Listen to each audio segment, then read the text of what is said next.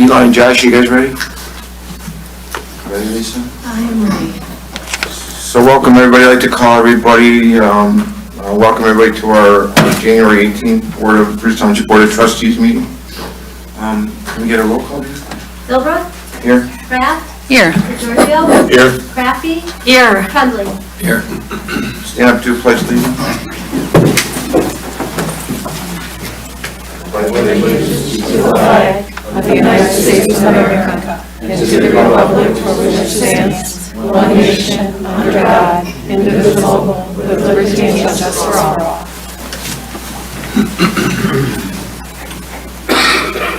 First order of business, let's, anybody got any additions or deletions to the agenda they wanted to add or take off? I'd like to add this Neptune bill I passed out to everybody. Neptune bill? And Is that just, too high? what? Too high. Well, you're going to take something off, aren't you, Mike? We're going to take off item 2A, which is Parks and Rec 5-year master plan. 7A, and by the way, the numbers got kind of jumbled when we were moving things around, so sorry if you can get the corrected version. So, got two. We didn't get all the updates from McKenna on time to go ahead and present that, and then we needed a 15-day notice for a public hearing. So I'm going to add that as a public hearing for next month. It'll go on the agenda, and also while I'm on the subject, I wanted to add the public hearing for the CDBGs for next month for February 15th. So that's just one public hearing? Two public hearings, one will be on Parks and Rec, Oh, and then the other one will be for the CDBGs. So we can add, you want to put the Neptune in place of 2A, can we do that, or we got to add it to I? It doesn't matter, it can be, aye. Probably easier. Couldn't you put the others?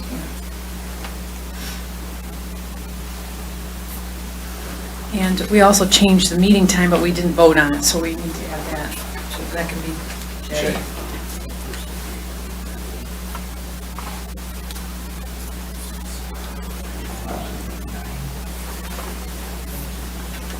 Did you want to add that permit?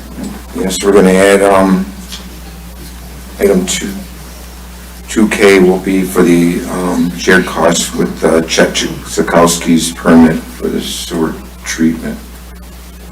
The sewer treatment permit through Eagle.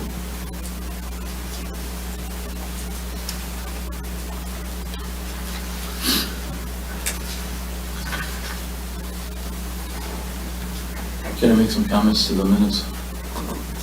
Sure thing, Mike. Go ahead. On page one, the first thing under new business was 156 Gates. That really is unfinished business. That was something that got bounced back to the planning commission and came back. The 156 Gates. And then the rental office amendment.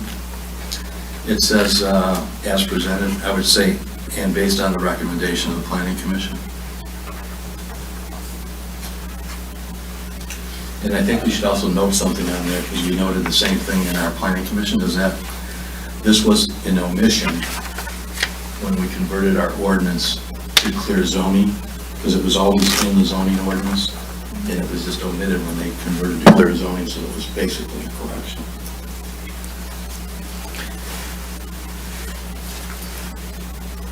Just like to make the point that Dana is back helping us with minutes, and Joanna is our new staff person. So who's thank you gonna be both, doing Dana our and minutes, Joanna. yeah.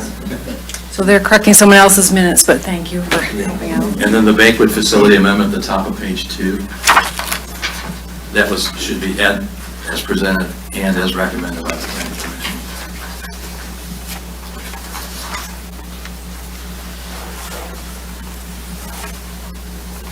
Is that it, Mike? Is that it? No. Page 3, the Board of Review appointments.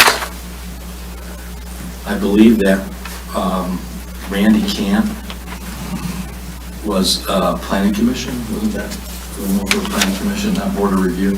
He's on the Board of Reviews also. Oh, so those two are correct? Yeah. Okay. Those are okay. Well, no, wait a second, because you may be right, because David Vincent is on the Board of Review. It should Oh, no, Dave Vincent is on Board of Review. It's Jared is on. Jared's on the Planning Yeah. Commission. Okay, so those are good. Yeah. Okay. And then page 4,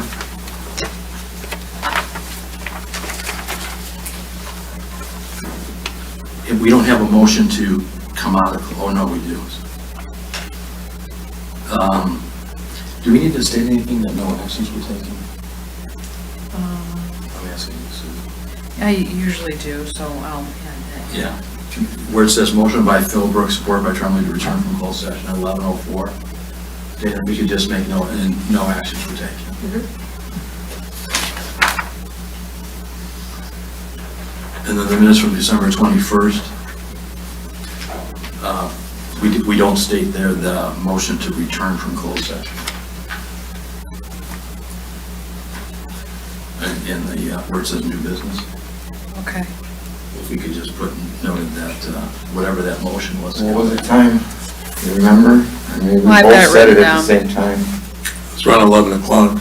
We're here till. No, that No, was, this this was was a a special 6-1. meeting. I've got it written down. This is with, So we met with the fire department. yes. And we met for a little bit. Yeah. Well, we adjourned at 5. And then I think, I don't think we took any actions at that point in time. There was more discussion. So that was it.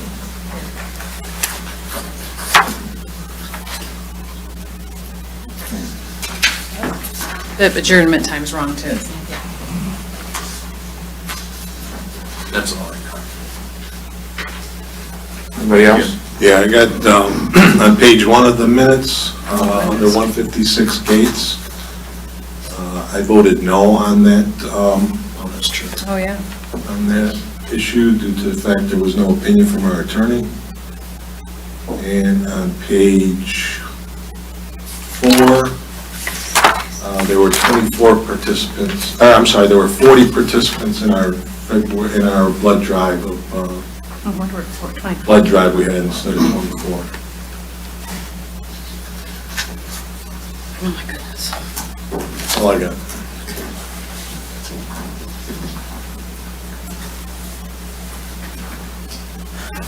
Anybody else? Lisa, you good? There's no other deletions or additions. I'll make motion to go ahead and approve the agenda as amended. The consent agenda? What's that? Consent agenda. Consent agenda is amended, including our special meeting from December 21st. Or, 21st. yeah. I'll make a second on that. Report by Mike Tremblay. Any other discussion? If not, can we get a roll call, please? Crafty? Yes. DeGiorgio? Yes. Kraft? Yes. Philbrook? Yes. Tremblay? Yes. Now, the comments from the floor. Is there anybody that would like to come up to the podium at this time? Would be the proper time to do so. We'd like for you to state your name and your address, and we would like it that if you could keep your comments to a minimum of 3 minutes, maximum 3 minutes. I'll have a letter in front of you. You want to see copies of this? All right. I don't know if Chief. So, good evening. My name is Esther Reynolds. I live at 3209 Rochester Road in Leonard, Michigan. But the family that I'm representing actually is from Bruce Township, and they've asked that I've come and read this letter to the board because they want to make sure that the board is aware of a situation that happened, and we want to share this with you.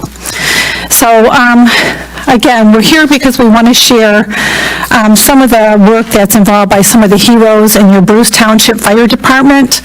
I remember at kids growing up, we were thinking that heroes were in comic books, they were in movies, they wore capes, and they had magic powers to save people. So, but we found out that we were only correct and actually that heroes actually save people because we actually met some heroes. The heroes that are here with us today that are in the Bruce Township Fire Department. We hope that no one will ever need their services or ever have to have their life saved, but if they do, we want you to know that you are in very good hands with the Bruce Township Fire Department. My grandson, Kyle Canary, was involved in a single-car accident at 37 Mile Road and Hip Road on December the 8th, 2022. While we may never know what happened to cause the accident, we do know what happened afterwards. People commuting to work went by the accident almost immediately after it happened and called 911. Within minutes, the Bruce Township Fire Department was on their way to assist, and when the battalion chief, Tom Stinkowitz, arrived on the scene, there was already a fire underneath the vehicle, and due to the impact of the crash, he was unable to open the doors to remove Kyle from the car. The chief was in his SUV and used what was available to him at the time to try to put the fire out. Calls were made for all hands on deck, to which all hands on deck did respond. James Legree showed up in the fire engine and was instructed to get the door off the car. He single-handedly carried the jaws of life along with the retractors through the smoke to the car and had the door off before Battalion Chief Tom could turn back around. Phil Reniak assisted to keep the area safe while Tom and James worked to get Kyle out of the vehicle. Ron Feltz was also there helping to control the fire and assisting wherever he could. All these heroes together were able to get Kyle out of the car and into the ambulance for the beginning of life-saving interventions that were led and provided by Mike Alfonsi. We were told that the chief and James, despite suffering smoke inhalation, continued to assist with Kyle's care. Mike did everything that he could in the back of the ambulance and made the calls necessary to the hospital to ensure that Kyle had a chance to survive. I'm very happy to say that he is here today. He's continuing to fight and ever so slowly progressing despite the dire injuries that he sustained. Kyle's family 100% believes that if it wasn't for the outstanding work of all these brave professionals or heroes, that his story would have had a much more tragic ending. So then how do we find words to convey our debt of gratitude to these unselfish people for their heroic acts? How can we possibly say thank you to these people who gave our loved one a fighting chance? No matter how much fire, smoke, or danger to themselves, they didn't give up. As civilians, we are not sure of the process of how we can nominate or recommend these firefighters and paramedics to be recognized for their bravery, but they did save the life of my grandson Kyle, despite great risk to themselves. We request that they be recognized through an award of honor that is given for an act of bravery performed under life-threatening conditions. They knowingly risk their own lives to perform outstanding acts. This may be their job, but it's more than just that. Day in and day out, they're putting their lives at risk for others, and I don't feel that they get enough praise for the difficult and brave work that they do. We also hope to convey to each member here of the outstanding members and team that you have at the Bruce Township Firehouse, and recognize and award them accordingly. So in closing, we ask that you never forget their names: Battalion Chief Tom Stinkowitz, James Legree, Phil Reniak, Ron Feltz, Mike Alfonsi, because I can assure you we will never forget them. Thank you very much. Thank you very much. Thank you. We wish him a speedy recovery. We really do. So, Virginia Fire Department. Yeah, really nice. Okay. Does anybody else wish to comment at all? No? Okay. Move on then.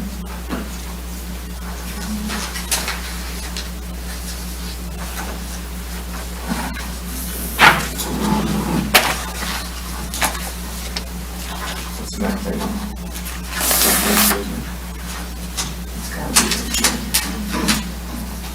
It's the fire department unfinished. Okay, so we're going to move on to item 6A, under unfinished business, which would be fire department. We'll do item 6A, item number 1, which would be the grant writing coordinator. I see Brandon is here. Brandon, are you here by yourself, or? Yeah. Okay. Okay. You want to come up to the podium, Brandon? I think we're going to have probably some questions. I can if there's questions. I don't.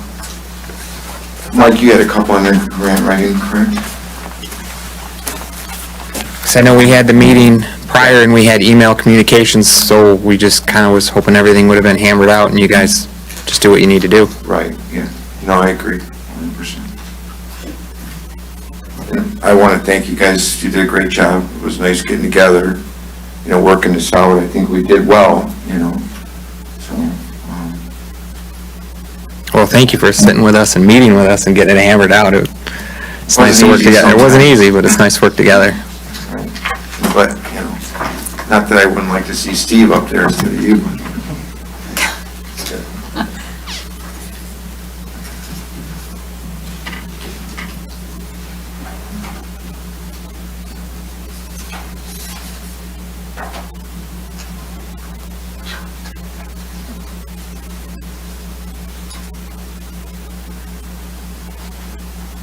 Does anybody else have any comments regarding grant writing?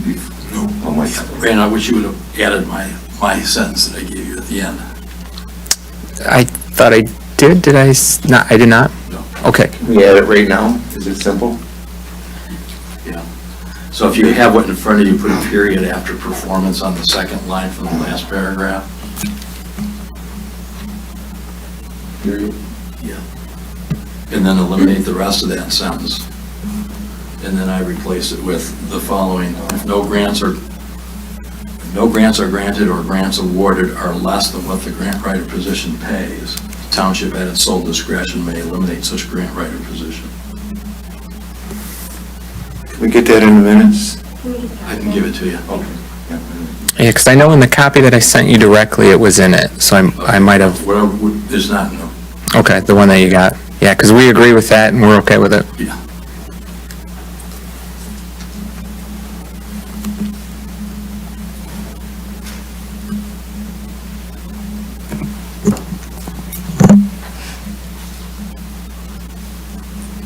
Can I ask, do we know how many grants that we've gotten in the last 2 years, the township, for fire? From the fire department. Chief, that would be a question from you. Do we have anybody that's really calculating what we've received for the township overall? As far as Nothing any since grants, we we have done started. no grant, right? Okay. I take it that we have the DNR grants, the two $5,000 grants. Other than that, nothing large.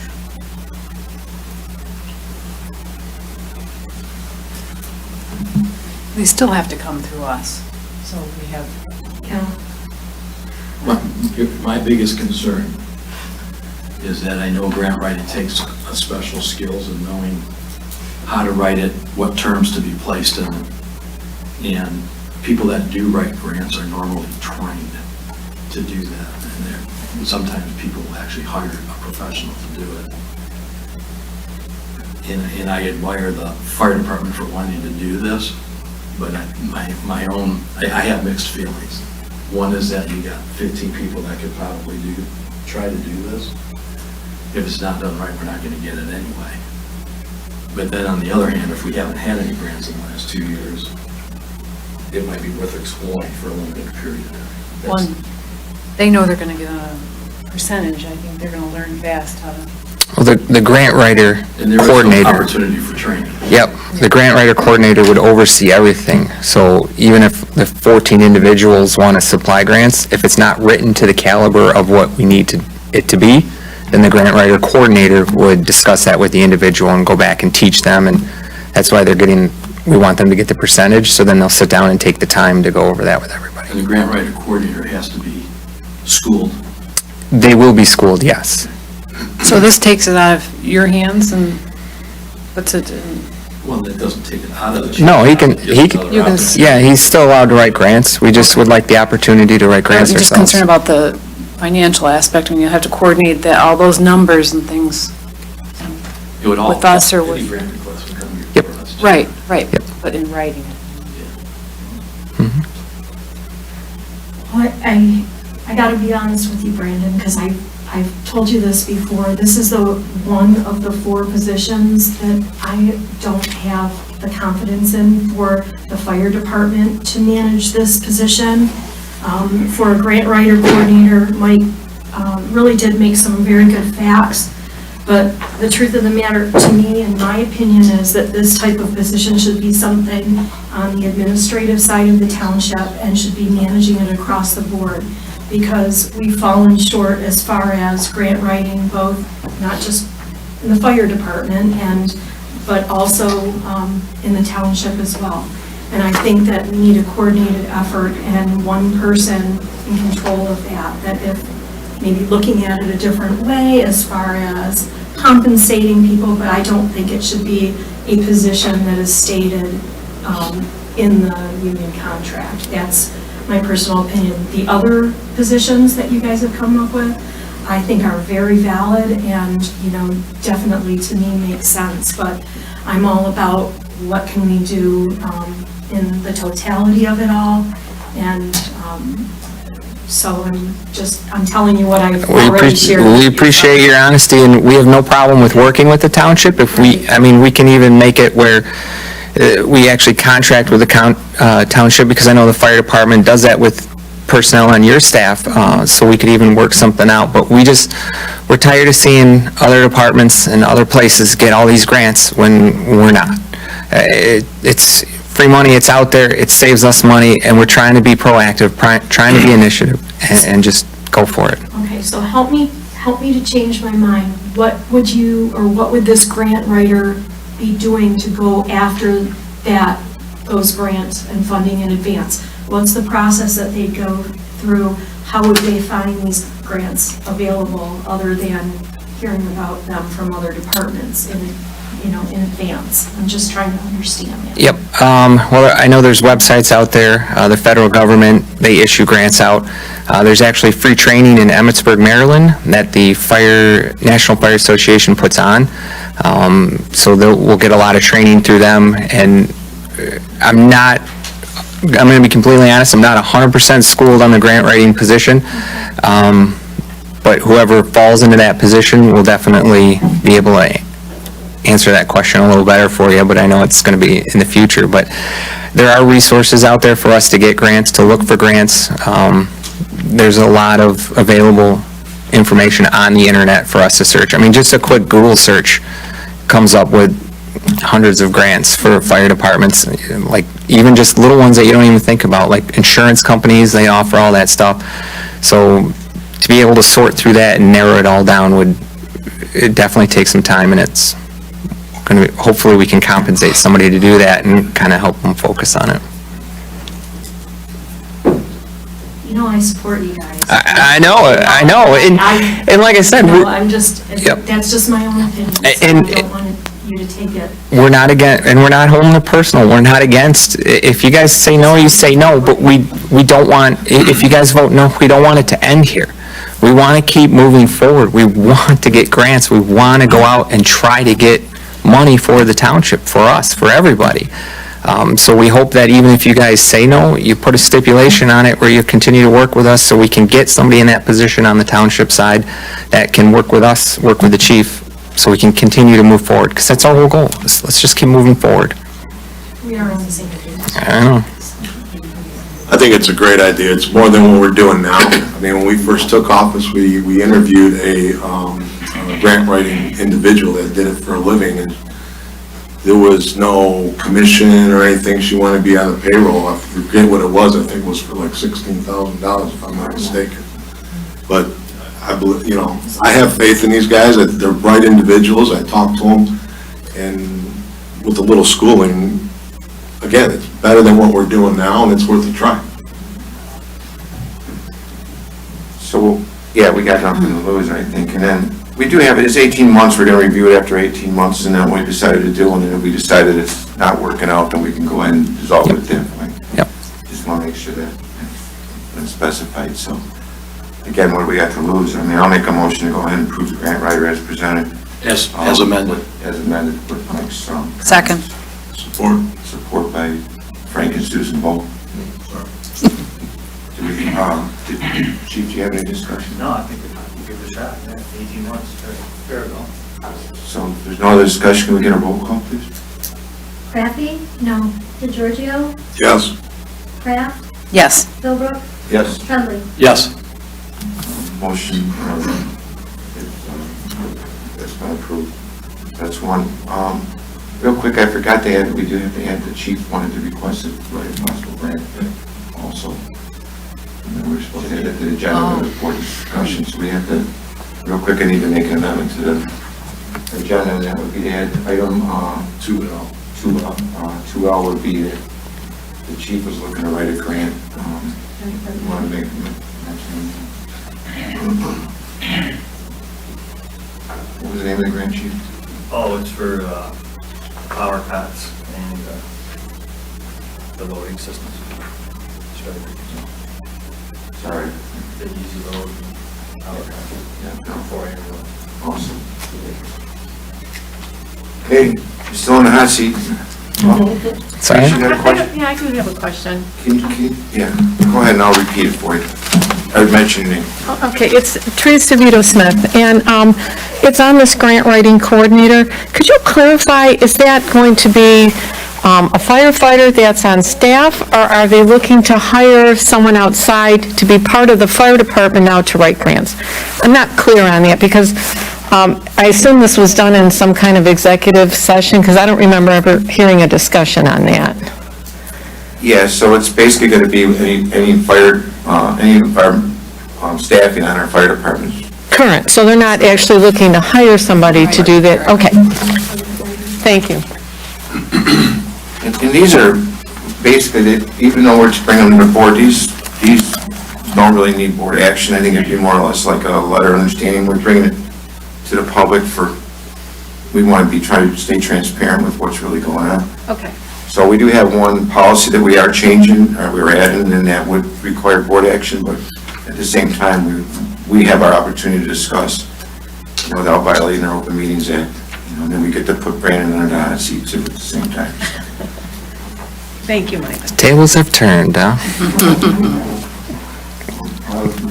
Move on to item, unfinished business, item number 2 on 6A would be the Pure Fitness Trainer.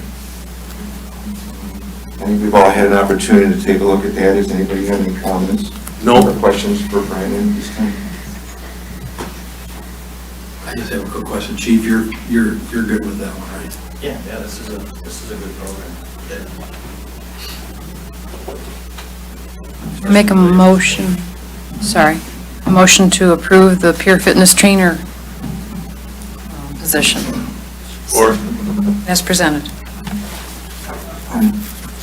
I thought we were going to put a deadline on this, like it was going to be after review.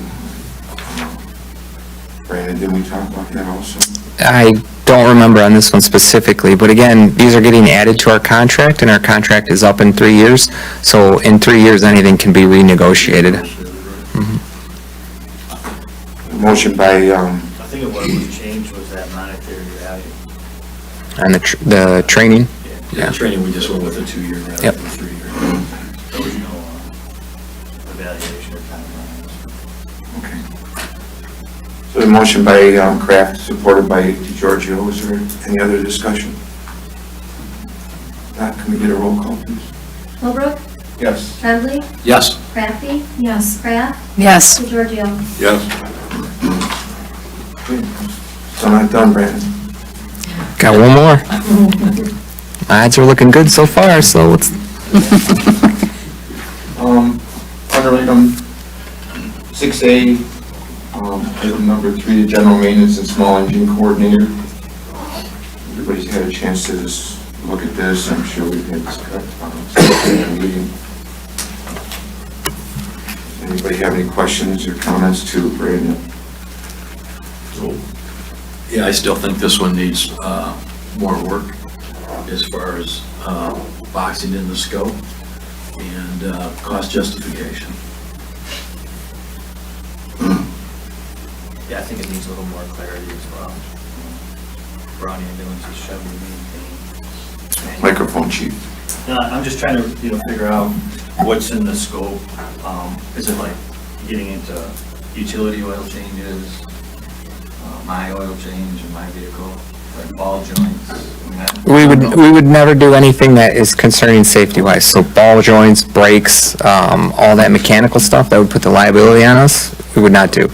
As I stated in the email, I sent you guys a couple of, and you, Mr. Tremblay, the bills of what we're doing, the safety inspections. I mean, those are just checklists. We can do those, and we're spending roughly, on average, $250 a safety inspection per ambulance. As far as the cost breakdown, we have 4 ambulances currently. We're going to have hopefully 5. Utilities, fire engines, on the safety inspections, the cost right there alone is worth it. And I don't know if you expanded the Braun ambulance checklist. They do quarterly They do monthly, quarterly, semi-annual, and then yearly. And it's just basically like lubing doors, checking handles, stuff like that. I mean, we paid our mechanic, I don't remember the exact bill, but we paid our mechanic to switch out, not light bulbs, but the actual emergency housing lights. Why can't we do that? They're plug and play. Why are we spending money on a mechanic to do that when it takes no certification to do that? We can do that. We're trying to save money. We want to save money. So that's where we're leaning towards. Anything as far as like mechanical goes, we know not to touch that. Like we ride in these ambulances, we ride in these trucks we would be fixing on. We would not be risking it because we're putting our own lives in jeopardy. And you have guys working on these anyway That was weird. already, don't you? And To some capacity, yes. certainly some that can. Yeah. Yeah, we have a lot of these guys, they work on their cars at home, a couple of them like Jeeping, and they've got it's all souped up, and they're all familiar with this stuff, and him and I sat down, and we went through, and he's like, there's stuff on here that I wouldn't touch. He knows what he's not gonna touch and what he can touch, and. Well, and as you say, you ride in them, so Yep. you're gonna Yep. take care. Yep, and all the manufacturers offer classes on how to maintain, and they stress what you can and can't do. And we'd love to send them through the fire trucks. Sutphen, they put on classes, Braun puts on classes. Just little things we can save, money here, and there. If funding would, for bronze certification to do inspections on some of the work on the ambulances, is there enough funding in there for, education? There should be, yeah. And if not, it rolls over, and that's why we had it roll over. So if you can't get it 1 year, then you can get it the next year. Kind of like a budget thing, you got to save for it. Makes it worth it then. Mike, under paragraph 1, is there anything under scope of services that you see that needs to be changed possibly? I have a fundamental question that the chief is ultimately responsibility for the performance of the fire department, including the vehicles. So I would ask the chief, is this as written? Are you comfortable with it?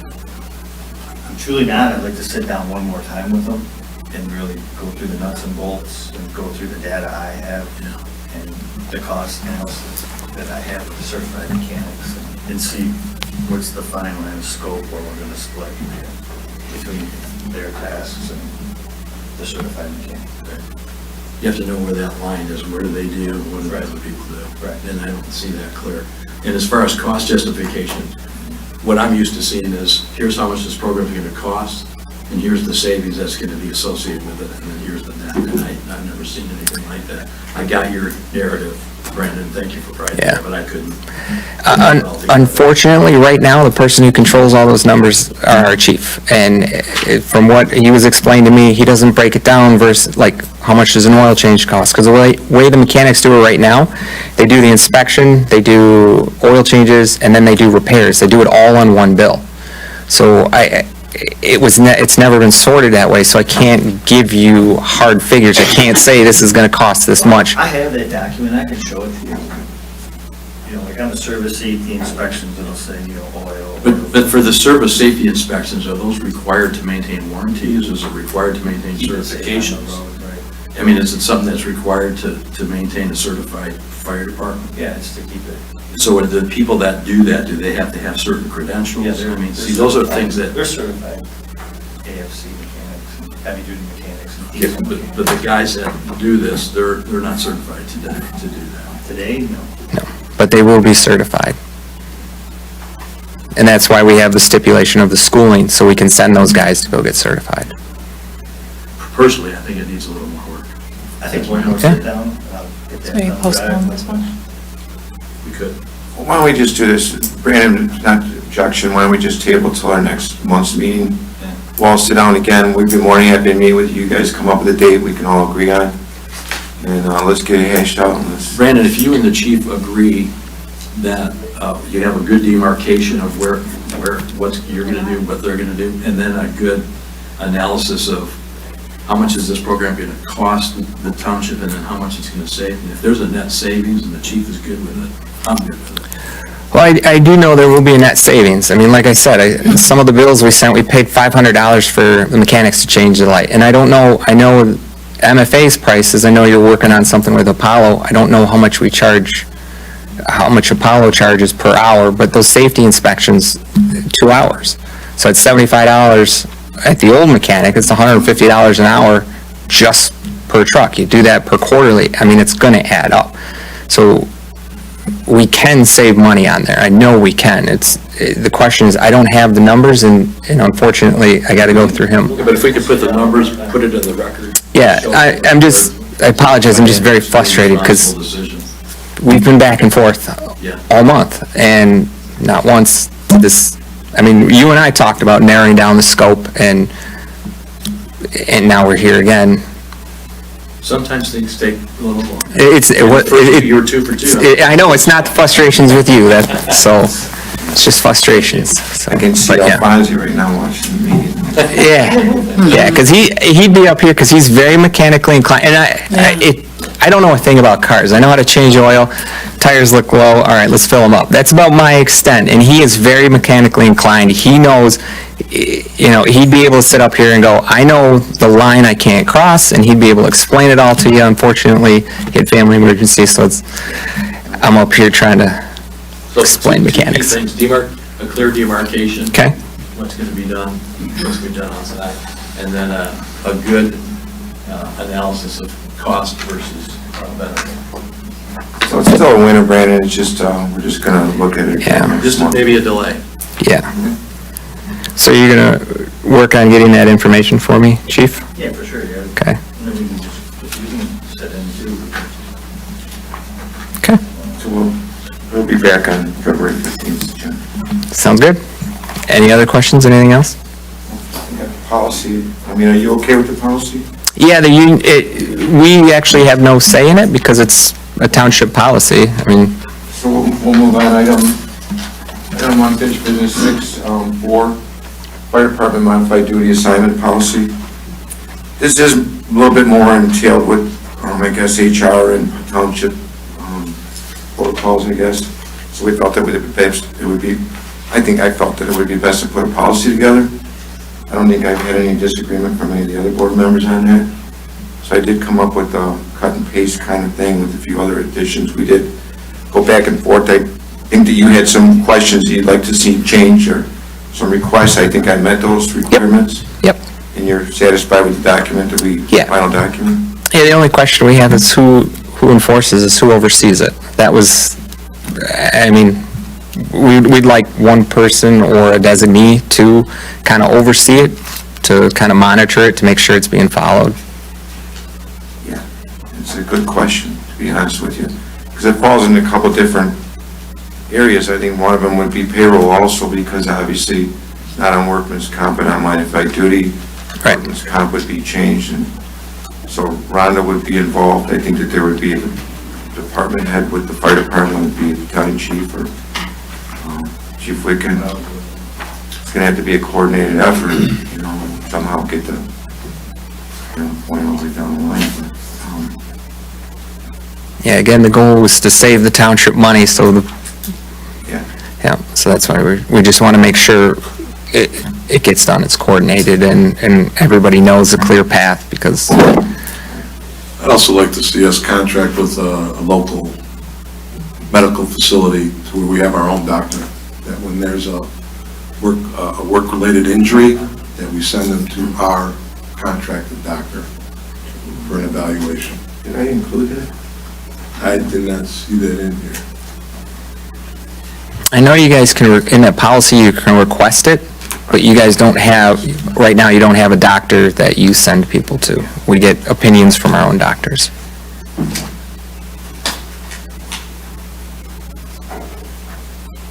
know I had some right in there, Frank, I don't know. I agree, I think we should have a specific doctor that everybody sees. Currently, we go to the clinic at 23 Mile. Is that what it is? Does anybody else have any questions regarding the modified duty policy? This is more of a oversight, a correction that did get made, Mike, in the I'm sorry. Page 2, fourth paragraph, where it says 1560 hours and 39 weeks. Oh, I think we agreed that we're going to take the hours off and just leave weeks. So it was just an oversight that 1560 hours should be struck. And just leave it at 39 weeks. so the way it's determined is there's 52 weeks in a year. I think we had months on there, possibly, maybe that would have been it, but if there's 52 weeks in a year, obviously there's 40 hours in a week, and those hours come out of a 40-hour work week. If you add that up to 6 months, that's what comes out to the hours that's written down. That's how I calculated out the cumulative total. So it does make sense what's there, but I think I had months on there because months and weeks don't make sense because there is there.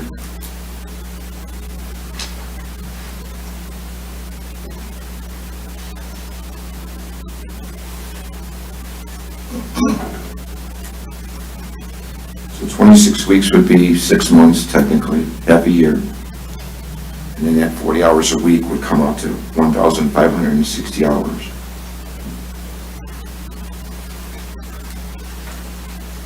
And those are based on 8-hour shifts, 5 days a week.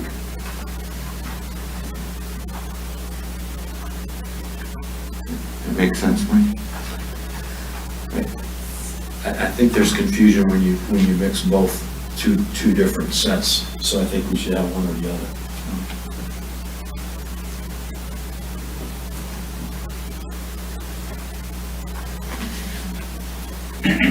So what about the 8-hour shift, 5 days a week? That's got the weeks in there also, 40 hours a week total.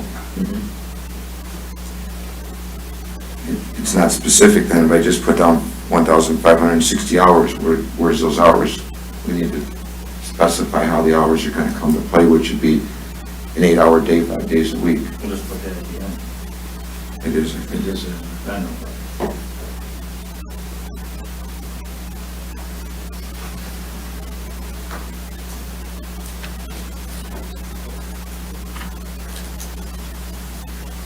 Is You it want to take the confusing anybody? 1560 out? Yeah, like, What are your thoughts on when we that? went- When we went through this, I know I took something out of there, I just don't recall what it was, Mike. I know it was a little bit lengthier, I think, yeah,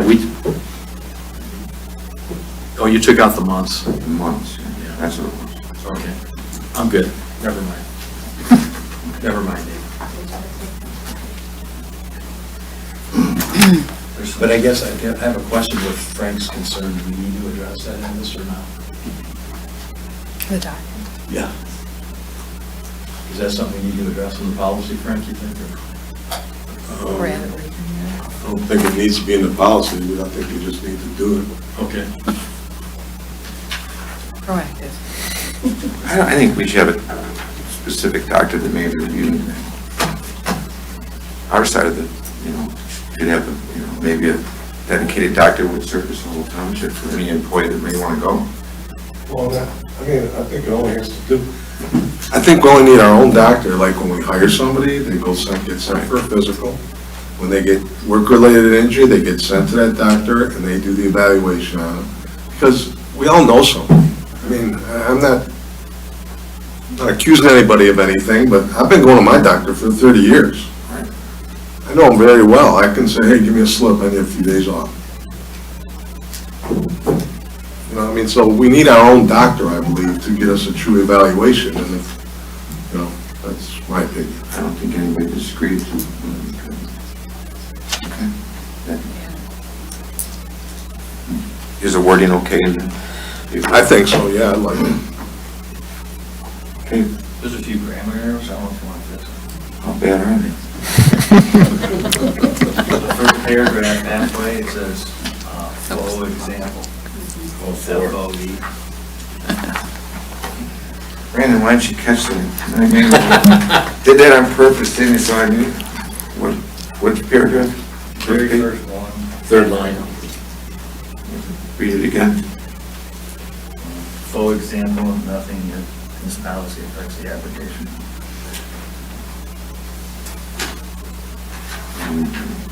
Very first page, third line. I know it's a draft. You see it? For example, nothing in this policy affects the obligation of, You got half of see, I didn't even catch the second time, that was your point. Okay, we'll make that, where's the other one? it. We only get two. Only get two? All right. Page 3 in D. Submitting a written status report should be to the fire chief that contains a status update. So 2 should be inserted.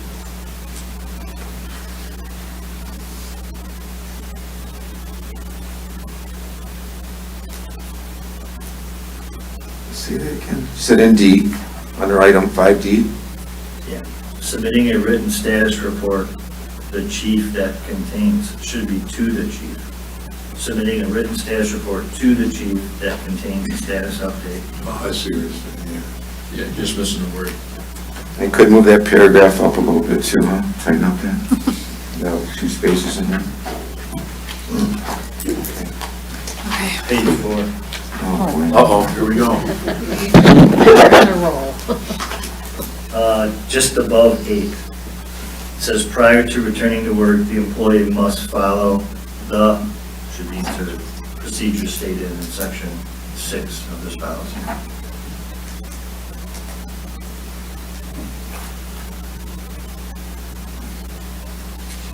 You see where that's at? Yeah. There wasn't a spelling error, that was a, yeah. Happens to the best of us. And then there's, I just wanted to do that just so you can know I'm not perfect, that's for sure. Make sure somebody's paying attention. I get it, you're testing them. I thought you said you put those on purpose, to make sure the chief read it. Yeah. forward to that. I'll make a motion to go ahead and approve the modified duty policy as, can we say as presented? Corrected. That's corrected. As corrected. Support. Support by DeGiorgio. Any other discussion? Can we get a roll call, please? Kraft, Yes. Trombley, Yes. Traffy, Yes. Philbrook, Yes. DeGiorgio. Yes. Brandon, thanks again. Thank you. Appreciate it. Thank you. Like Steve and, Thanks for all your effort. Yeah, appreciate Mike it. Alfonso, you all, Yeah. we're really, Will do. Thank you very much. have a good night. Thank you. Did the fire department get a copy of that letter that was read today? So the fire department's getting, I mean, the employees are gonna get one too, right? Yeah, for sure. Yeah, I'll probably scan it and email it.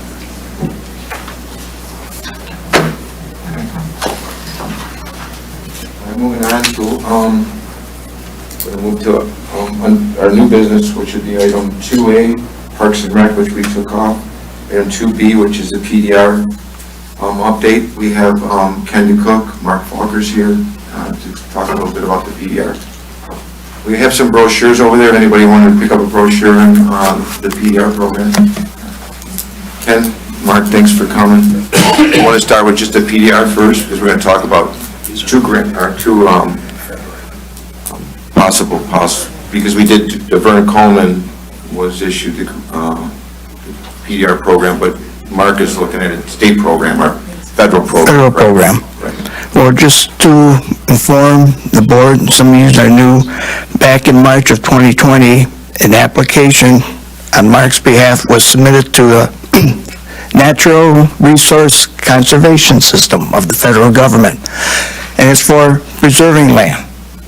In this case, it's farmland. Didn't score enough points that year, but it was a revolving application, so each year it got resubmitted. And we just got word a couple of weeks ago that with the application cycle, he did score enough points. And he's qualified. And we're looking to continue going through. There's going to be a paperwork. And it's from start to finish, we were told it's going to take about 18 months.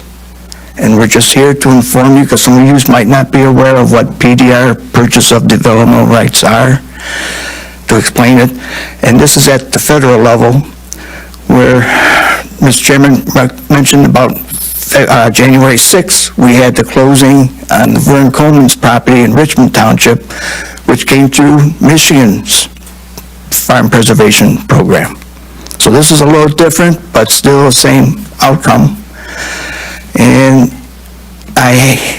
with the help of the treasurer and a little brochure thing to kind of explain what the PDR committee is, and it was made up way back by the 6 townships, and Bruce being one of them, to seek grant money and to apply and to help coordinate and work on behalf of the townships. And this is for preserving land, because I believe it was in 2006, one of the state first ones, we received money and were able to preserve 30 acres of Mark's land. That's all the money they had at the time, and we went with what they had. So now we got another place of doing the rest of this 100 acres, and we're moving forward. But we'd just like to explain and inform you what it's about and answer any questions. And this is for perpetuity. It's not for 10 years, it's not for 20 years. It's forever, just like when your planning commission okays a residential, industrial complex or whatever, that building is kind of there to dedicate that land to that use. This is a means of dedicating open land to agricultural use. So, okay, Mark's here, he can explain what his intent is in that, and we're here to answer any questions and offer our services. I mean, basically, it's to put the farmland in dedicated easement, basically put it into agriculture use for in perpetuity, right? Correct. Is the federal program going to be the same way that the state program is done then? Pretty much? Okay, what it's going to be is, I talked with Brian Thomas, who represents the NRCS here in Michigan. Bruce Township is going to hold the developmental rights, and by that, I mean, you're used to water lines going through, or the Edison Towers down property. They got the right of way. You can still kind of own the land, but you got restrictions on what you want to do. Well, this is covering the whole 100 acres. Bruce Township is going to hold the development rights for this piece. The federal government's only involvement is providing some funds for doing it. And in case, because Bruce Township's going to be responsible for once a year, sending in a form that they send out saying, yeah, it's still open, there's no houses, it's not split up, and sending that in. And if Bruce Township doesn't do that, or something starts interfering, seeing houses, they're allowing houses to be built in that, then the federal government comes in and says, let's get you back in order, back on track, and correct that part. So that's about the means of it. How do they correct it once houses are built?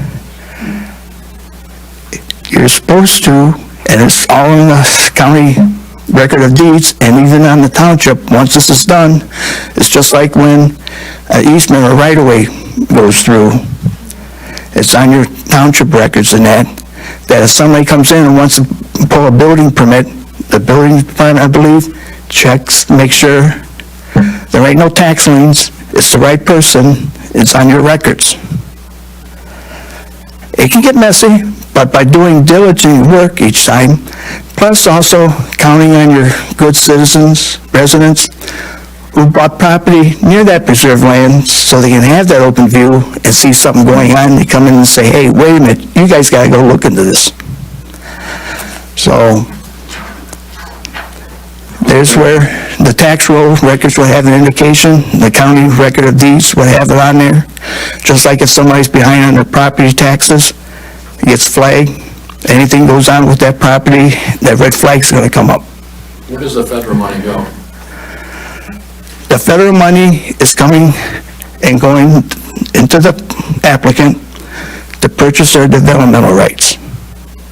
And there, the owner can do whatever they want with that money. They can be their retirement, because unfortunately farmers don't have a 50-50 retirement fund with their employer, or a big 401K. Most of their, So instead of selling his land to a developer perhaps, we preserve the farmland and Mark gets reimbursed for that for not using it for other means. he gets part of what that land's value is. Right. And in the future, he can sell it for whatever amount he wants, but it just has that deed restriction like the road or water easement, Agriculture, period. period. And it helps keep the community from being all houses, some open space. And at the time when this committee was formed in that, the board wanted to try and keep some agriculture industry in the township. Because unfortunately, there was no tax credits, 50% markdown on tax value to when you can entice business to come here. This is a means of keeping the ag industry here, and possibly, unfortunately, Mark and I are getting up in age, some younger farmers maybe want to move into Bruce Township, getting squeezed out somewhere else. And they can see that Bruce Township is open for agriculture. We got this program willing to help you and keep it going. Now, it might not always be cows. In 20, 30 years, it could be produce or a nursery farm. But it has to be actively farmed. It can't sit aside idle and grow up in weeds. So we've done the county one, or the state one, right, almost every year. Well, we support the PDR program, which we just got our initial, But this is a federal program versus a state program, correct? Correct. Mark, personal reasons, did not apply for the state, but he got word that he's accepted into the federal. Okay.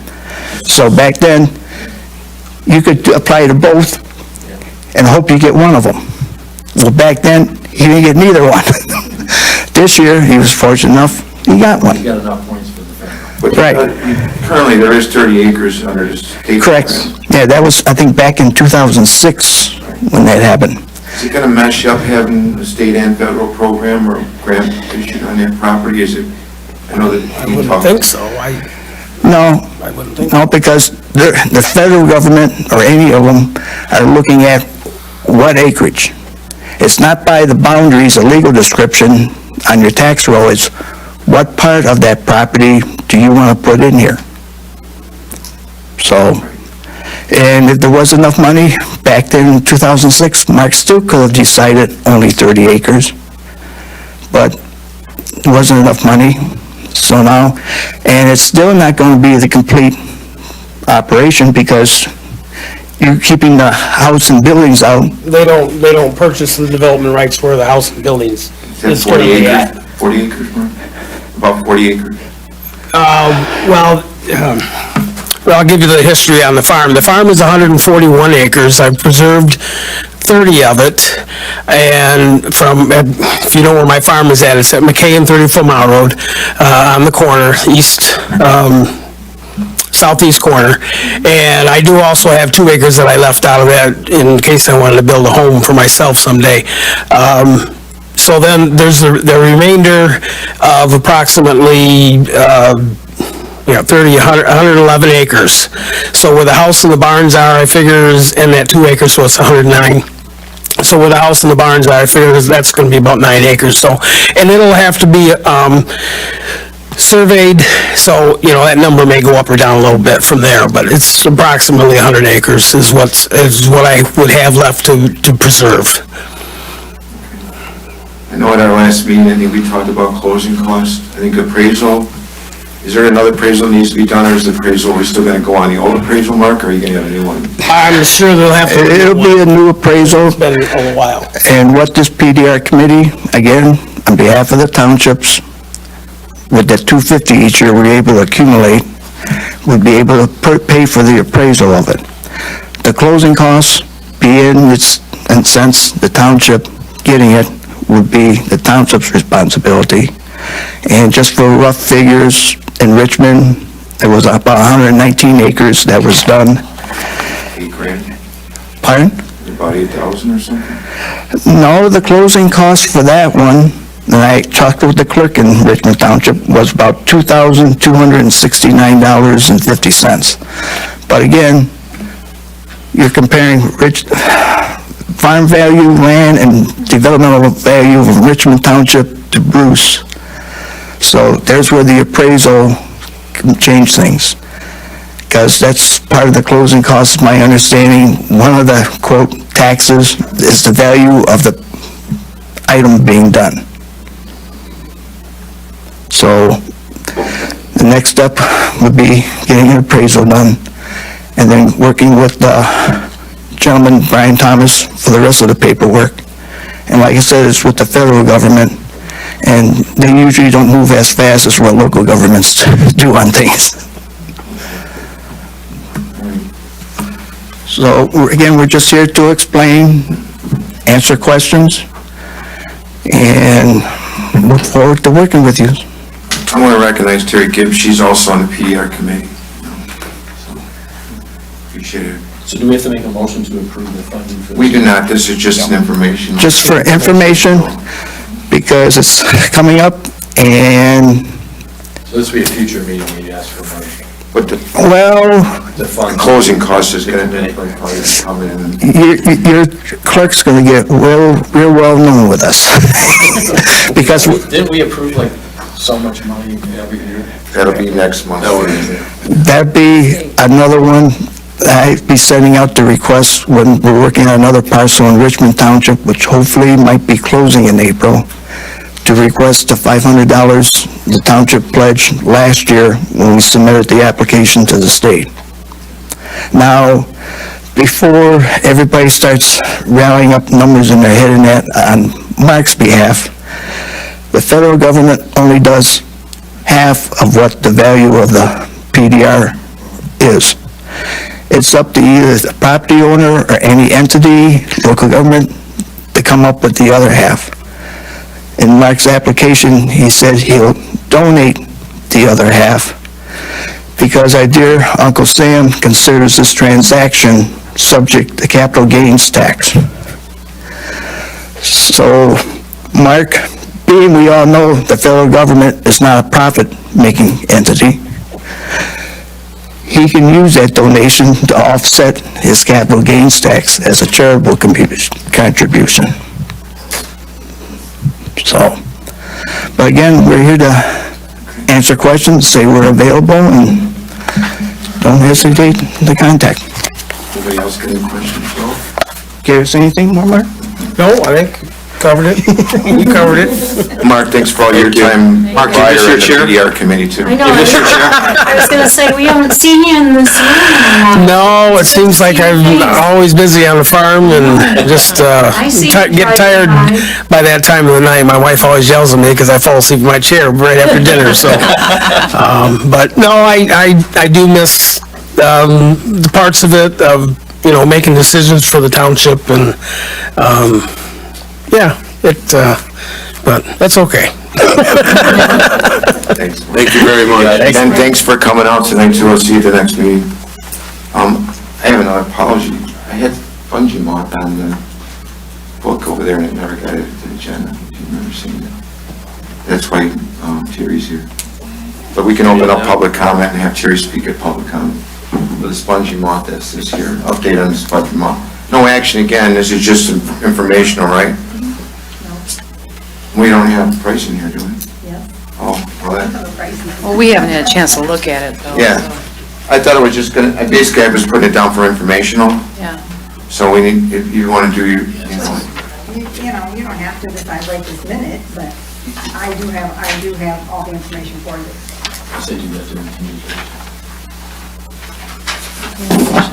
Well, why don't I open it back up for, I had it, I know I put it on, I thought I was positive I put it in the book for, update on spongy moth. If we can, let's have Terry, Terry, you wanna come up to the podium and go ahead and give us your update on it? Is there somebody here, for the, regards to spongy moth also? Are you Jerry? Yeah. Hi Jerry, how are you? You want me to go first, or you want him to go first? I have nothing to say unless I'm asked any questions, but your residence is gonna be affected by this year, this spongy month is not taken care of. I mean, obviously, you had issues with it last year that you're here to speak on behalf of, so we may want to hear something, I mean, if you don't mind. No, it's fine. Sure. Okay. Thank you. Okay, I'm Terry Gibb, I'm with MSU Extension, as you know, and I've been administering the gypsy moth, spongy moth now. I'm going to say gypsy moth forever, because I've been doing it for 30 years. And, but I've been administering the spongy moth program for the county since it began in 1992. Just a real quick review, the 4 goals of the program are to reduce infestation to tolerable levels, preserve tree foliage and reduce tree stress, prevent indiscriminate use of chemicals by everybody, and provide educational information. Okay, that's it. Some of the things that are really an issue with the spongy moth are the trees. If it defoliates a tree more than 40%, it stresses the tree out, and if the tree is not a healthy tree, it can die. That's your deciduous trees. Your evergreens, if it eats the pine needles, it does not relief, and that tree will probably die. So we've had that experience in Bruce Township with a couple of homeowners where they lost some of their trees. But in addition to that, it can be a real nuisance on 2 fronts to your residents. First, the caterpillars are out there in force. I mean, I've seen them crawling up house windows. It's not a pleasant thing, and this goes from early May through June. And, you know, they drop their frass on your patio, on your car, on people, and it's not a pleasant thing. So we get through that, and then the end of July, early August, the caterpillar pupates into the moth. Well, if the populations are high enough, you're going to have moths everywhere. We had in 2018, when we were out first starting the program back up again, one of our staff was out talking to a resident in Clinton Township, and they could not stand outside. The moths were that heavy. They had to move inside. So there's that. And in addition, some people do have an allergic reaction to the hairs on the caterpillar, which is a whole another issue. We had one gentleman who practically wore a hazmat suit to go out and mow his grass because he was highly allergic to it. As you know, we use Bacillus thuringiensis, which is BTK. That is a naturally occurring soil bacterium. And I always ask this question, I probably asked you last year when I was here. As a kid, did you ever eat dirt either intentionally or unintentionally? If you did, then you have ingested BT. And you all look really normal, so that's good. Basically, the BT will not harm humans, pets, birds, fish, butterflies, plants, beneficial insects, or other moths, primarily because they're not out yet. We spray early enough that most of these other insects are not out. So that's, people say, oh, you're going to affect the butterflies. No, because they haven't hatched yet by the time this is done. So we have good news and bad news. I can start with the bad news. You do have qualifying acres. But the good news is the number of acres is down significantly. And that's not just in Bruce. That's throughout the county, and that is also throughout the state. So as you know, it's a cyclical pest. So what happens is populations increase until they crash, and then they drop down. Where we're at now is we are in this down cycle. To give you an example, 2021, Macomb sprayed over 1,650 acres. Last year, we sprayed about half of that, 1,849, 59, something like that. And this year, we're looking at less than 360 for the whole county. So we are in that down thing. So the good news is there's less acres you need to worry about, and I'm really thinking and talking to the applicator who's been doing this longer than I have. He really thinks that we're hitting that down where we're gonna have a few years where hopefully we'll just be monitoring but not spraying. So when I talked to Supervisor Fillmore, I said approximately 113 acres. And it's actually, we digitized it, that's what you have in front of you, the maps. Those are the digitized maps that are going to go to the applicator. It's actually 110.9, so it's a little bit less. And the applicator has given us a price of $130 an acre. So the total for Bruce Township would be $14,417 unless my phone app isn't working. So basically, if you look at the third page, you can see where all the spray blocks are. We actually have 5 blocks in 4 communities, 2 in Bruce, only because it's separated by Van Dyke, otherwise it'd be all one big block. And program's going to run the same way this year that it ran last year. The county's going to cover all the administration costs, that's surveying, map creation, resident notification, pre-spray monitoring, and spray day and post-spray activities. They will cover all of that. And then each community will have a separate contract with the applicator. And I will go over all those, because inevitably I do find some mistake somewhere in one of them. So I go over all of them, make sure that it's the right community, the right number of acres, the right cost, the right total, all of that kind of stuff. So that's one thing you will have to do. The other thing you will need, and we'll need to do that fairly soon, is, if you remember last year, because of where we are, this is considered congested airspace. When you think about it, we've got Metro way over there, but we've got Selfridge and City and all those. So Macomb and Oakland, Wayne are all in congested air. So we will need a congested air permission letter. Basically, it's one sentence. It says you give permission for the applicator to fly over Bruce Township for the purpose of spraying gypsy moth, one sentence. I will send that to Supervisor Fillmore, and if you can get that back to me, that would be fine, even if you wait till next month to vote on this, because then if you decide not to vote, we'll do what we did with another community a year or 2 ago, we'll just pull that out. But all these letters are part of the application that has to go to the FAA, and as Mark and Ken were telling you, sometimes federal government isn't real quick. So the sooner we can get this in, the sooner he has his permit, so that we're ready to go. And with this strange weather, who knows when? Normally we spray mid to late May, but who knows? I had a question for you. Sure. I know we sprayed similar area last year on the west side of Van Dyke. Yes, we sprayed around the Three Oaks Golf Center. This is now this is going to be the wooded area to the north? Yes, and across the road and north of that, if I remember correctly. I was out at Three Oaks. That would be over by Jerry's. Did we spray by Jerry's? No, he was not sprayed. He wasn't sprayed? No. Jerry's we did spray last year seem to be okay now, according to your scouts? Yeah, we were, in case you, just to give you a quick, we do a defoliation survey in August. And we go to at least 1 spray block in every community in the program.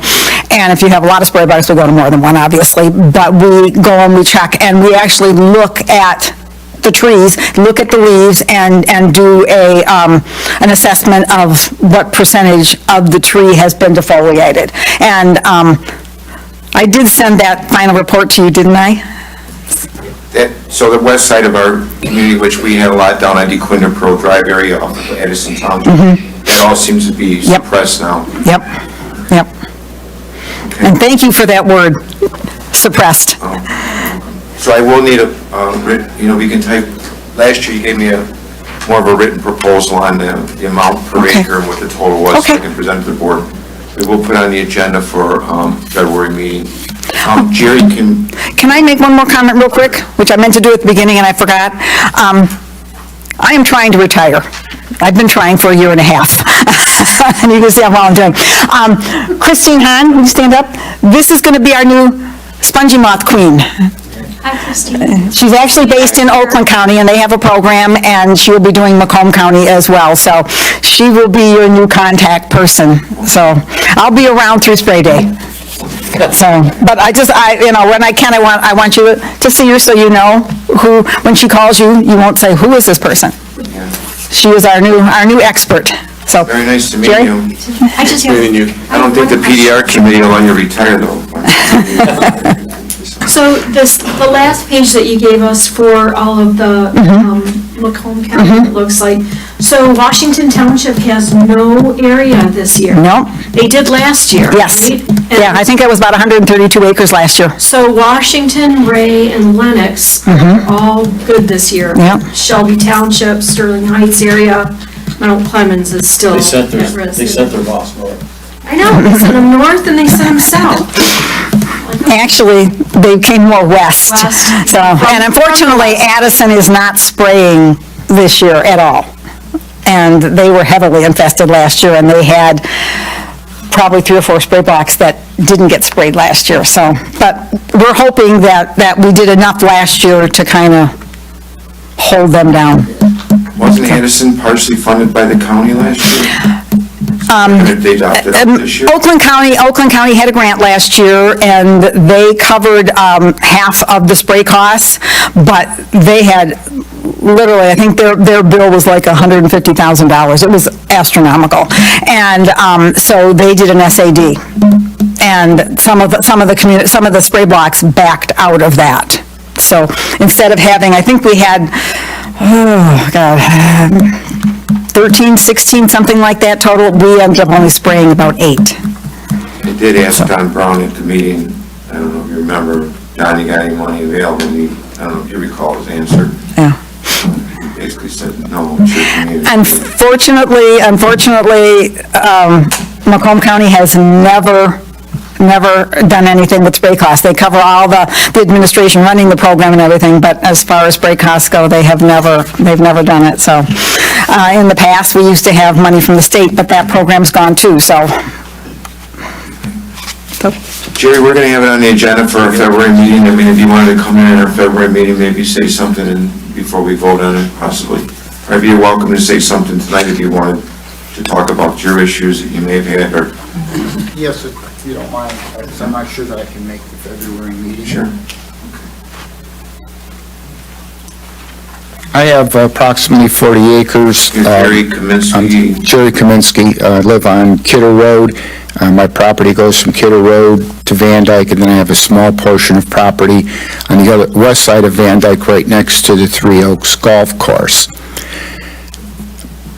I stopped counting at 100 ash trees to the ash borer. Then this moth thing comes along, and it's taking now my oak trees.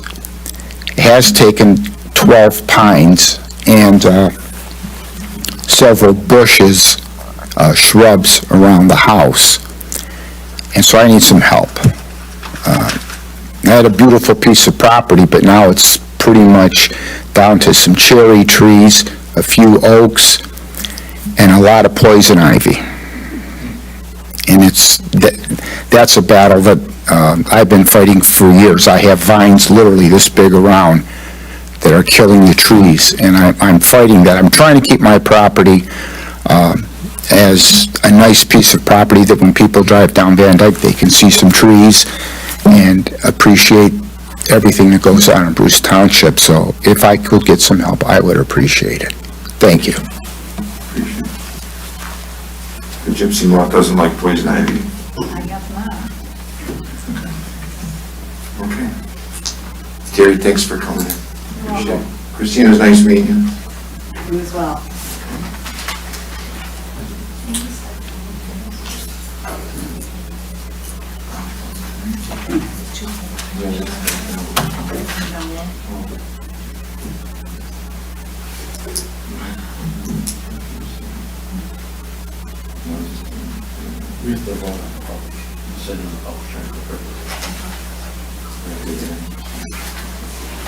All right, we'll move on to item new business 2C under the Township logo. I don't know if you guys remember, but Mr. Kaminsky did write a letter regarding his thoughts on the Township logo, and he just happens to be here tonight also. We all got the letter to the board, So a few months back, there was discussion about having our logo trademarked, and with that, we started talking about having it, maybe changing our logo if we, maybe coming up a little different other than just a tree. So I reached out to the Romeo Schools art teacher, Mr. Lewis Page, that Mr. Todd Robinson put me in touch with. So he had 38 students that had came up with a bunch of different logos. Some were pretty interesting. And they all have the characteristics of the township. So you'll see farms and cows and golfing, pastures, barns.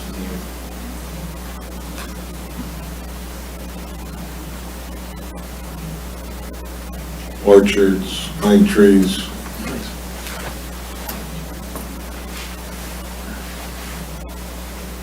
You can tell they really put some thought into it.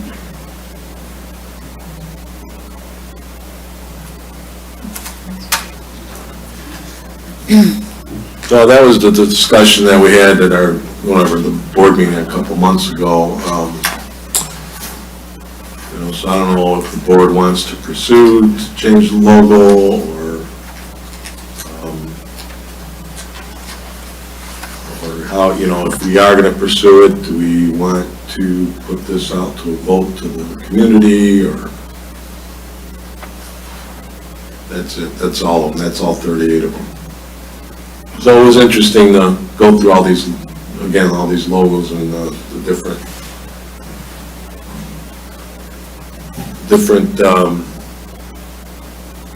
pictures that came up from these students. That's it, I'm just going backwards now. So. Do we have any idea what the total cost is going to be? That's some approximate number. Obviously, the artwork and getting everything switched over from our letterheads to. No, I mean, I didn't even consider that. I figured if it, it's just the website. It's just a matter of a PDF. You just change that. As far as the vehicles go, maybe just put get a sticker for that. The stationery, just continue using what you already have and phase that out and do something new. Don't we have signs in the community where it says Bruce Township? I think we have two.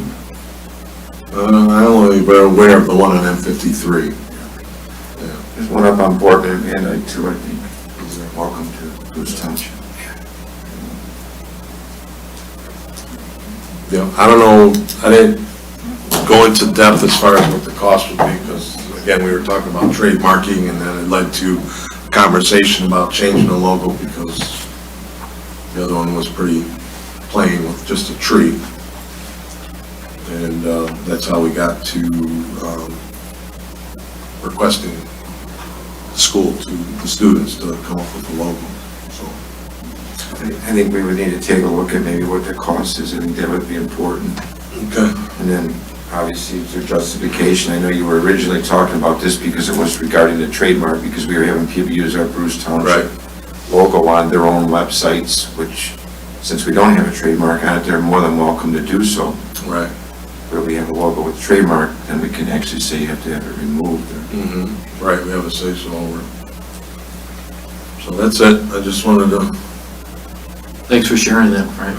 So maybe next meeting you'll have a little bit more for us on it possibly. I can, yeah, if that's what you guys want, if we're gonna pursue that. I mean, I guess we need to find out, do we want to change the logo? Do we want to put this out to the community to vote on it? Or do we want, and then pursue the cost, or you want me to pursue the cost? My recommendation, if we do put it out to the vote, that we have our own internal committee narrow it down to just a few rather than 38, because that's kind of shotgun. Right. And I'm I not know sure that, how much participation we might get. I know Jerry had wrote a letter and he was kind of opposed to it, so I know we have a little bit of feedback from some of the community members, but maybe we can justify the cost and, have a nice presentation possibly that we could look at. So, Can we'll we see. hear some of the opposition of why? I'd like to know what people are opposed to. I think that the only letter we did receive, I think it was based on we have other more important things, including the water deficit that we should be putting our funds into. So, again, that's just, where we're at. So, Okay. okay. Thanks, Frank, for doing that. Okay, let's move on. Item 2D, high-tech block hours. Yeah, before Christmas, I think we had 7 hours left, our block hours that we purchased. would be $4,000 for 25 hours, $7,500 for 50 hours, $14,500 for 100 hours. These are 2023 numbers. I talked to him about, Do we have that? no, sorry, I just got these because I had to get 2023 from the new year. I talked to him before Christmas, and the numbers were a little different, so if we agree to this, if we decide on one, I think I can get the amounts down, because I did commit to 25. He said we could commit to them and then pull out if we didn't want to do it, but just to hold that number.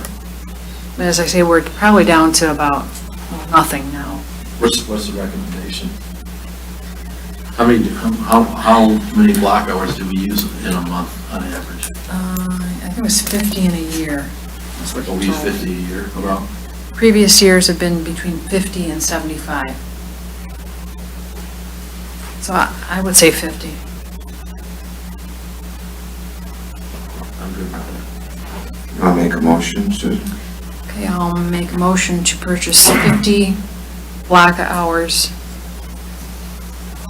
from High Tech for $7,500. that. Second? Support by George, or Tremblay.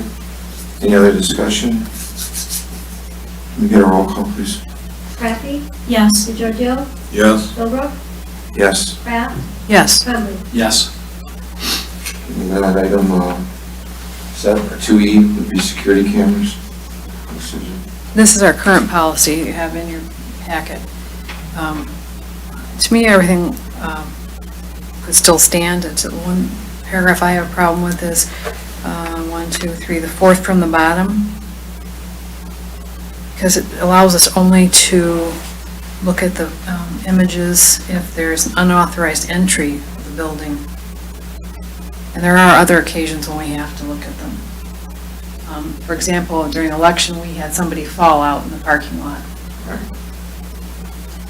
And I had to, So we're gonna add the red lines, as we were saying? sorry? We're gonna add the issues that's a red line, is that? Well, I just had put it in here for input because we have the new cameras, so.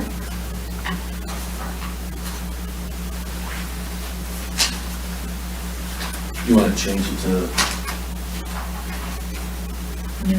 reasonable justification or something? Something like that, yeah, That leaves it a little more open-ended. for interpretation, yeah, because there have been times when we've had to, you know, this room, people use this room a lot, and so there was an issue where the door got left open, it's propped open, and people were coming and going and using the bathrooms, and so. What are you saying, unless they,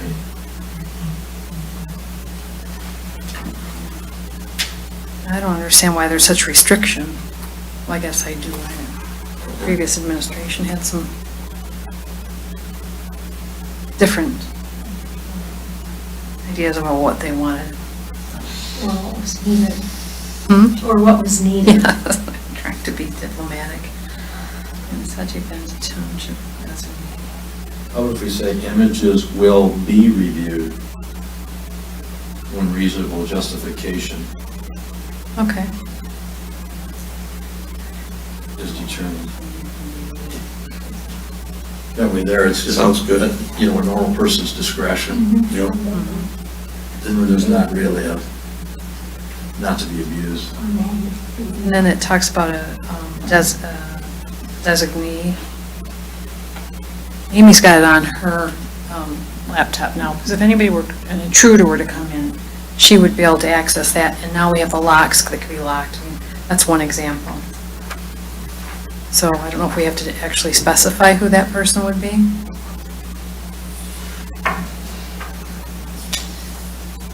Could we determine it at the time, or should we just say it now? I don't even need to have a specific name, I think just like designate, you know. Yeah. Be sufficient. Okay.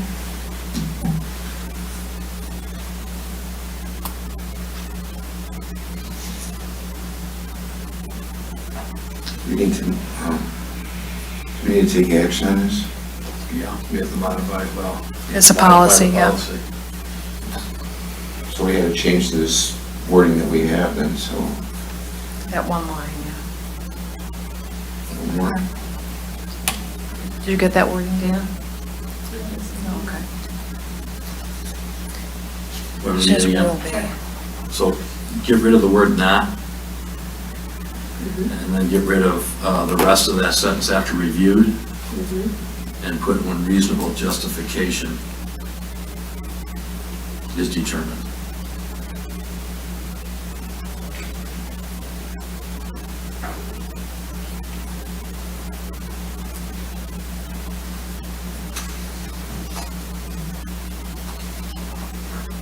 I'll move to change the security camera policy as amended.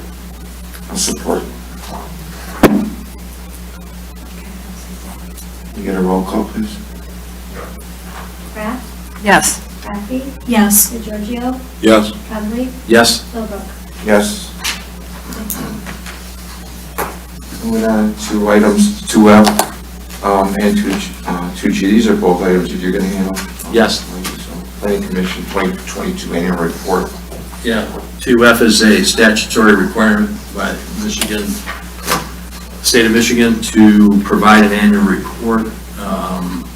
We don't have to vote on it, we just have to vote to accept it. The Planning Commission reviewed it, made some minor modifications, and then the Planning Commission made a recommendation to present this to the board. So if there isn't any questions, are there any questions? It's pretty straight. Basically, it's the activity that the Planning Commission worked on in the prior calendar year. I'll make a motion that the Board of Trustees accept the annual report of the Planning Commission as presented. I'll support.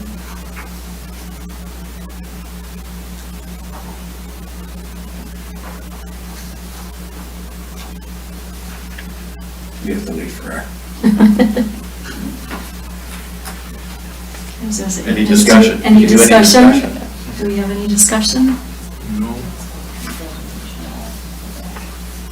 Oh, yeah, I could do the tree preservation.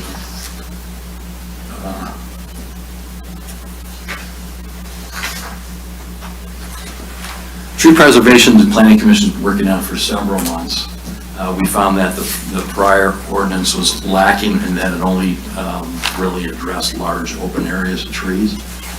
So, given that, you know, we are concerned about our foliage in our rural, mostly rural township, we thought it was advantageous to revisit this ordinance. So this ordinance, the changes it made are require that if you want a certain, you can only do a certain percentage of defoliage per year. If you do more than that, you have to replace some with what you've cut down.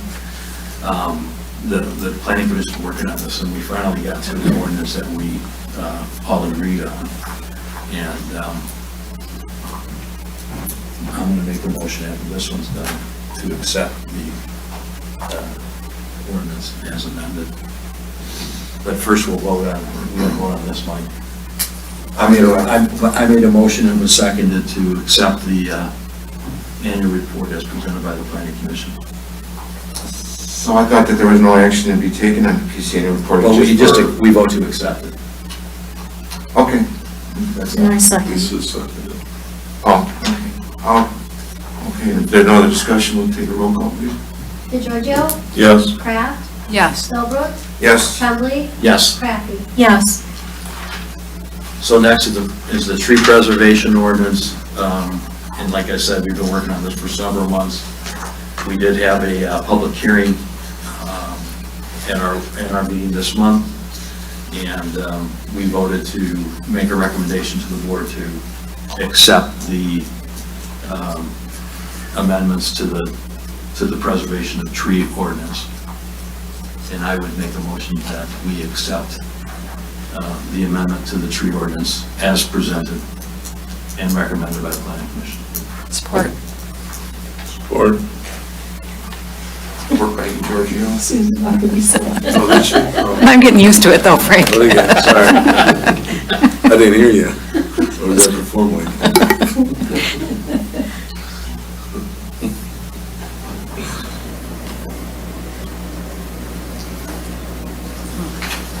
Is it open for discussion? Yeah, it's open, yeah. Go ahead. I just had one question, Mike, and it's, Yeah. it's replacement of live trees. taken down, right? So, Yeah, not, dead trees can be taken. okay, Yes, all right, correct. Good point. Yeah. thank you, I just Yeah. wanted to clarify that. Yeah, there's exceptions in here. Dead trees is one of them. And that was the only comment or question that I had. Yeah, see, a tree permit shall not be required for any of the following in B1, and one of them is the removal of dead trees. Or if they're real small trees, you know, they don't have a certain width. Okay. Yeah, there's a number of them. If there's a danger to health and safety, you know, reasonable exceptions.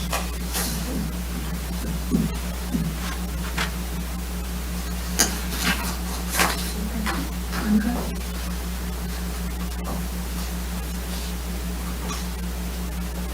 Board.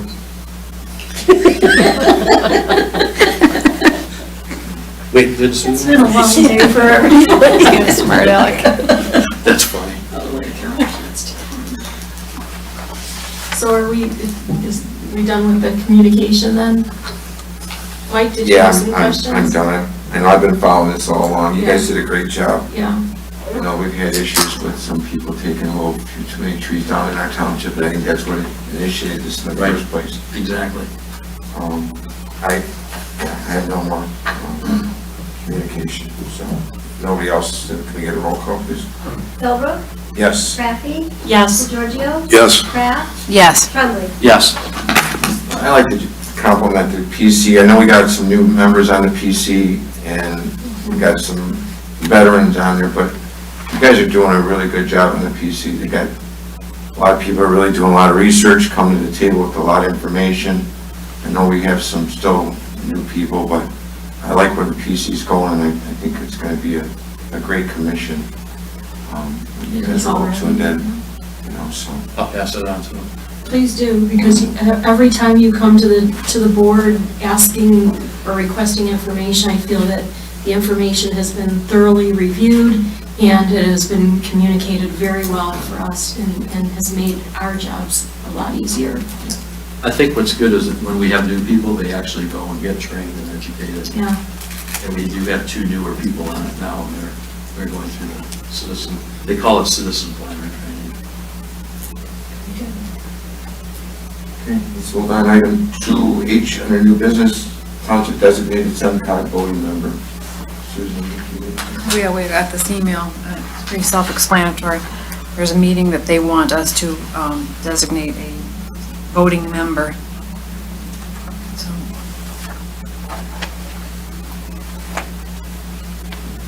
Someone on the board Some or a community member. I assume a board might have to member. be a board member in regards. Is there anybody interested in this position? Okay, let's not all raise our hand at once. What's his tail? And that's the. Don't want to say support? So there are continuous SEMCOG meetings. I know I get correspondence from them. I've sat through a few of them before. It is something that obviously goes on all year. We've been involved in it.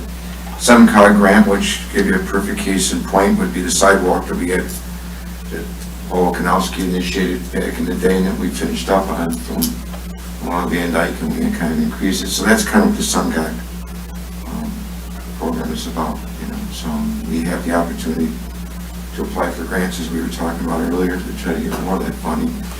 So I think it's basically just to stay on top of what's available, informative, maybe to inform our members of our committee. And, I'll do it. Thanks, Frank. Support. We have the one on that. So nominate our, just, well, we gotta make some motion on it. I'll make a motion. Nominate them, or do we recommend it, or just tell them? Just make a motion and approve it. Yeah, Frank, you're it. Peg. All in favor? Aye. Thanks, Frank. Yep. Moving on, item 2I would be Neptune fees. I'd be enough to, Yeah, I just gave everybody it says. This is just kind of a housekeeping thing. We haven't voted on this before, but this is the amount that we will be paying for the transmitter data, the Neptune company for these, our new meters, for $3,854.98. This is the remote reading, right? Yes.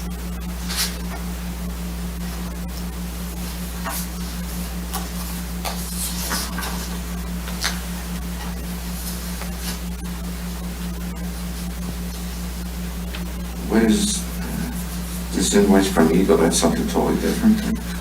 That's different. That's for the next thing. That's that sewer thing from, So this is Yeah, for the that's meter checks. reading, right? The cellular, the radio? Yes. Meter reading. this is Stephen 3,800. Darrell letter, this thing, right? Yeah, I got it. So with these radios, we no longer have to have a meter reader. And speaking with Fred from Waldorf, which is our DPW contractor, it costs us about $3,000 to have a meter reader come out and read our meters. At the time, it was almost a wash, but I think now with it being $3,800, I mean, pretty much we don't have a meter reader, we're paying $800 more a year to have radios. And SCADA system, you know, which is important to have, and having a guy walking around door to door to still read the meters, so I think it's a good investment, A lot easier. yeah. Smoother. Real-time data now, so. Did you make a motion, Susan? No, I'll make a motion to accept this fee of $3,854.98 to Neptune for our annual reading software. I'll support.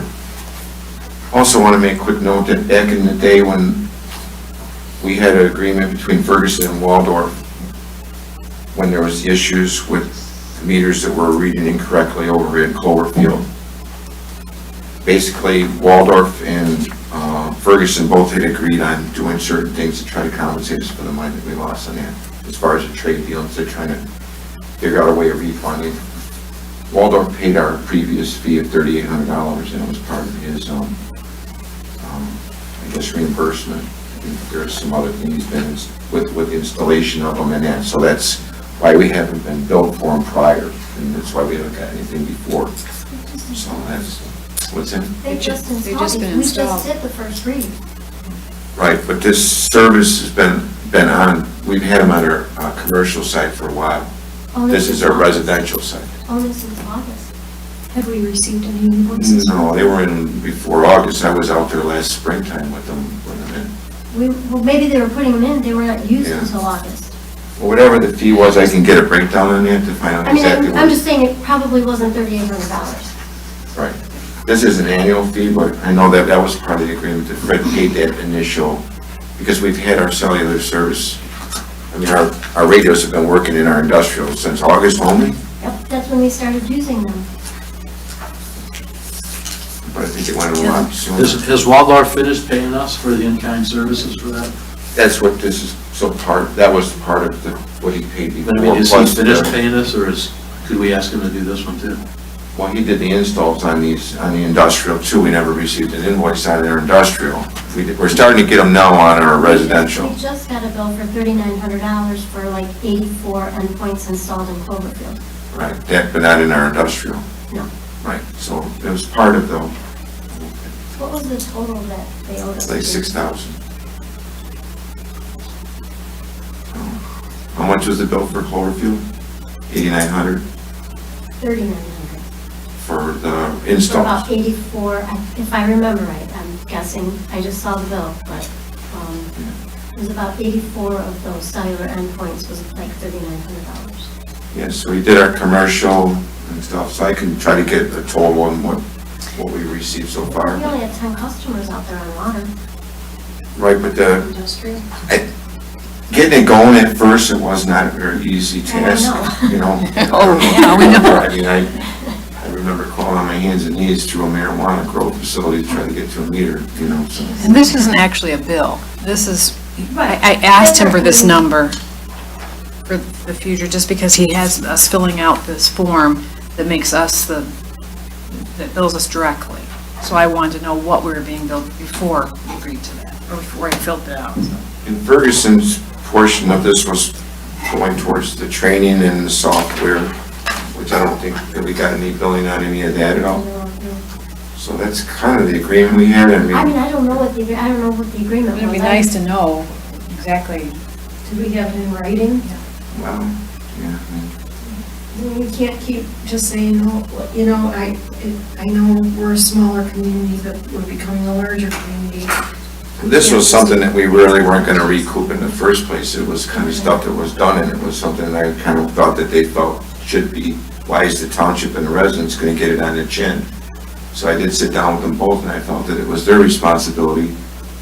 We hold them accountable for letting us know if something isn't right. They should have raised a red flag when people were getting free water, that they didn't notify us. So, again, is it their fault as much as it is ours? You know, so that's when I had the meeting, and we did. Actually, it was like a figure, it was around $15,000 to $18,000, I think is what we determined, so, you know, but we're getting services, I guess, so I guess they can get better of a breakdown for what we could have just gotten up in the first place. They could have said no. Yeah, Okay.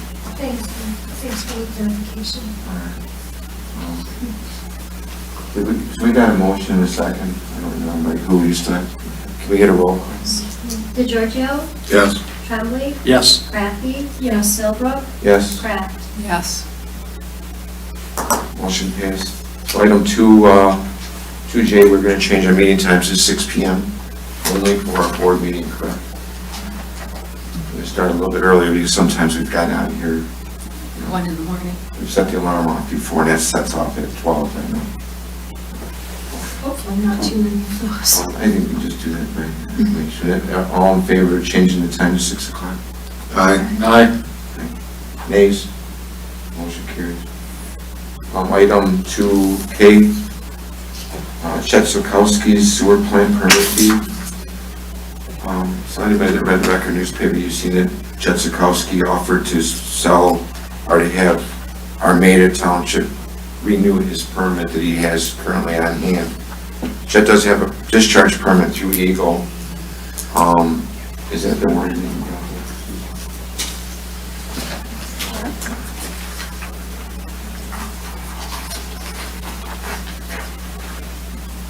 It's a discharge permit that he got through Eagle. It is a long drawn out process to even get that permit. I think it took him well over 2 years. I can't remember what the total cost is. He is gonna let it lapse. I thought that we had until January 20th to renew it. It shows here that it may expire. It has expired, possibly. But he did offer the purchase for Armada Township to go ahead and purchase a sewer discharge permit in the event that maybe there's a possibility they may want to build their own sewer treatment plant in the future.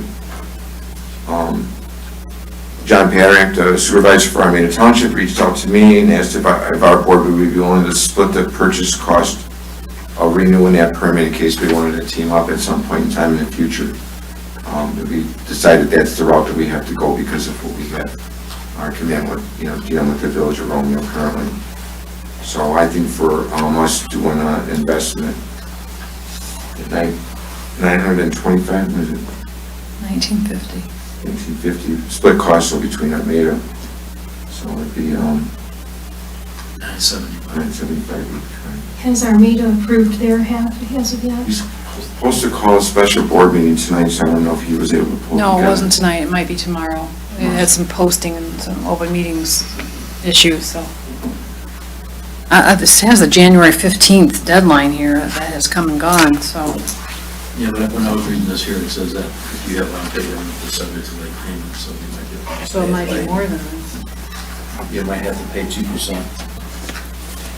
If it hasn't been paid, you might have to pay. And is it transferable? I don't know. If that's what your idea is. Yeah, I mean, I have a couple of questions. Also, it is transferable.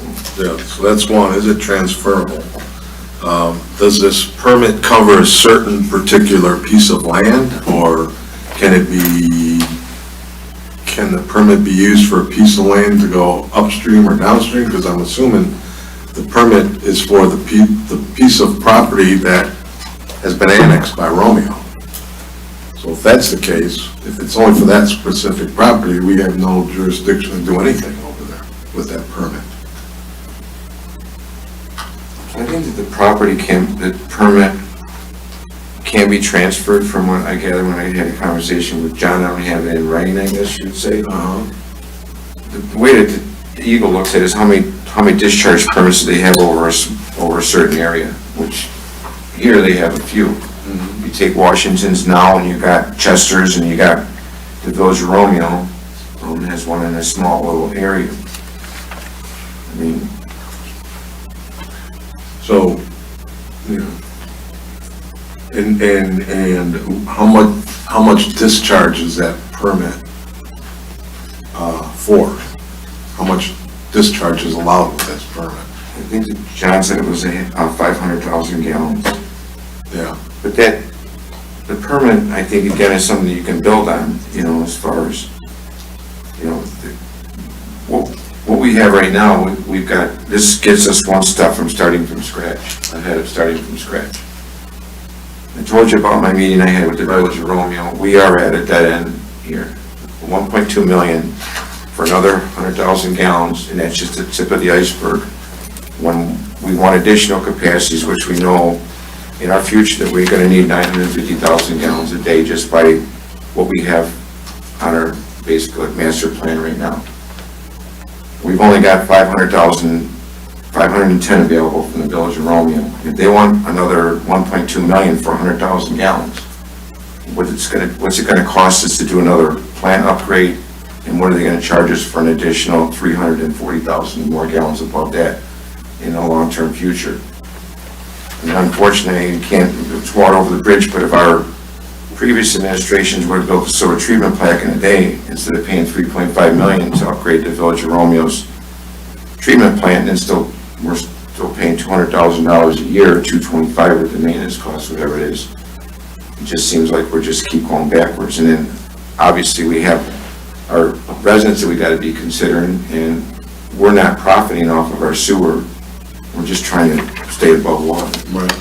So back in the day when we were originally talking about this, and I'm not going to do one of those I told you so things, but I think that at the time when we had more users that would have came on board with the sewer treatment plant, I think that would have been the better time to get on board. Now we've lost a piece of property, then the Village of Romeo's annexed a piece of Armada's property. I think that maybe Armada may be looking at the fact that they have a possibility of more annexation maybe taking place. And I don't think it's something that the Bruce Township should not consider. If we don't have sewer to sell our residents and our businesses in our community, they're going to look possibly other places to try to get sewer. And they may come and start annexing some of Bruce Township. So I don't want to be handing our future administration a mess that we've been handed from our previous administrations. All we're going to do with this permit is maybe just buy us a little bit more time. This permit will be good for a year. Maybe we can figure it out as far as which direction we really want to go. But we need to look at our hard facts and our numbers. The last thing we really want to do is put in a sewer treatment plant with the legacy costs and everything else that's going to be involved in it. But at the rate we're going, we're a sinking ship, with what the Village of Romeo's. No, I totally agree, I get it, but I do believe that if we go, and I'm not against this permit, I think it's a good idea to do it, but we also have to do some forward thinking as far as our dense area here of getting more users on in order to pay for a new sewer treatment plant. Well, if we just do the users that we planned for, we need another $500,000. Right, 500,000 gallons. Right. That we don't have a place to get it from right now. That's without adding any more users than what's planned for in that. Yeah, it's just the property that we have out there ready to serve. I think it's worth, Frank, I agree with some of your questions on this, like is it transferable, all that, but even without knowing the answers, I'm okay with investing $900. Not letting this expire. Right. No, those answers are worth getting. Yeah. I agree. The only other thing I'm concerned about is if and when that we're being held halfway, I'd like to see a motion made that up to the 1950 in the event that Armada doesn't get approval for their half of this invoice, so that we're at least covering it, so it's not going to lapse, or we have to wait another month or call another special meeting, after we find out the results from Armada. I don't like being held. So it just something to think about or discuss. Would have been nice to know too if this has lapsed and we actually can pay this on, I think that would just be a phone At the call. last minute, obviously I'm adding this to the agenda for tonight, which is something that brought to us. I thought it was kind of nice that Armada reached out to us to see if we wanted to do something as a joint venture. I told John I didn't know which way it was going to go, but I do, believe me, I feel that it's the best thing that the township could do. And I said to John, I told him flat out, I says, if I can't get on my agenda, I can't get my board to approve it, I'll pay the $1,000 out of my own pocket, so that permit is still going to be valid for the next year, because I think it's definitely something that we may need to look into. So, I feels the same way, so. I'll make a motion to approve it. If there is a late fee, why don't we just say up to $2,000? Why don't we say 1950 plus any applicable late fees? Because you don't know what the late fee is. Or if there will even be one. Or if there is one, and they might waive it. So you're going to pay the whole thing? If Armada doesn't Armada's approve. not able to approve it. And if we do approve the whole thing, I would ask that we go after Armada for half. Yeah, Because there's benefit for them too. yeah, absolutely. Support. Did you get that wording on that? Okay, Dave? Yep. Can we get a roll call then, please? Crafty, Yes. Kraft, No. Wright, Yes. Philbrook, Yes? DeGiorgio. Yes. Did you call? I did. Tremblay, I'm Yes. sorry. Oh, yes. That's okay. Item, moving on, new business, item 2L would be the chief grant writing. Yep, right, so the federal government opened up a short grant window. It's from January 9th to February 10th. It's the AFG, it's the Assistance to Firefighters Grants. What I'd like to present is highly recognizable for grant coverage by the AFG.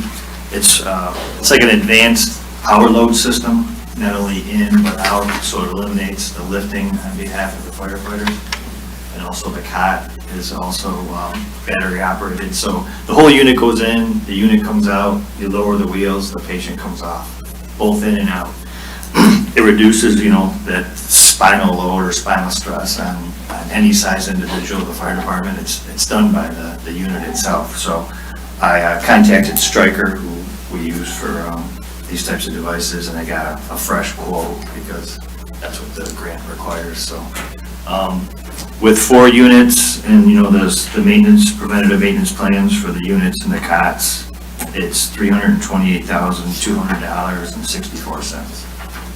So if I get the approval, I'd have to really dig in and start, right. Is the grant for the entire thing, no chicken from the township? It may be a 5% match. It's dependent on the population. Which would be 16,000. But I think I have a really good feeling that we could secure something like this. I just would need your approval. Washington received a grant for all of the loads from Stryker, didn't they? Did they get the same thing, or everything's all, Oh, they received a grant for them.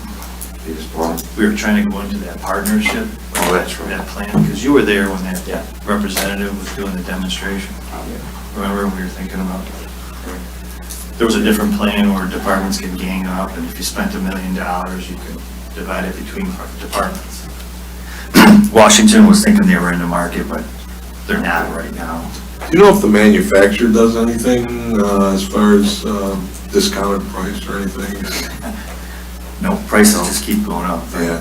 This is, the latest and greatest. I had one from when Mike was there, and it's the traditional, hey, 70% increase, so buy it now, but this one I just got from 111 when I found out the grant window was open, so.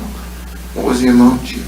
So the total with the maintenance and the loading system and the cots, 4 loading systems, 4 cots, batteries, battery chargers, the whole package comes out to $328,200.64. So we're just approving you to move forward on the grant writing Due by February due 10th. by February. But if it's granted, it could cost 5%, $16,500. Which is That's what with 5% or 2%? 5%.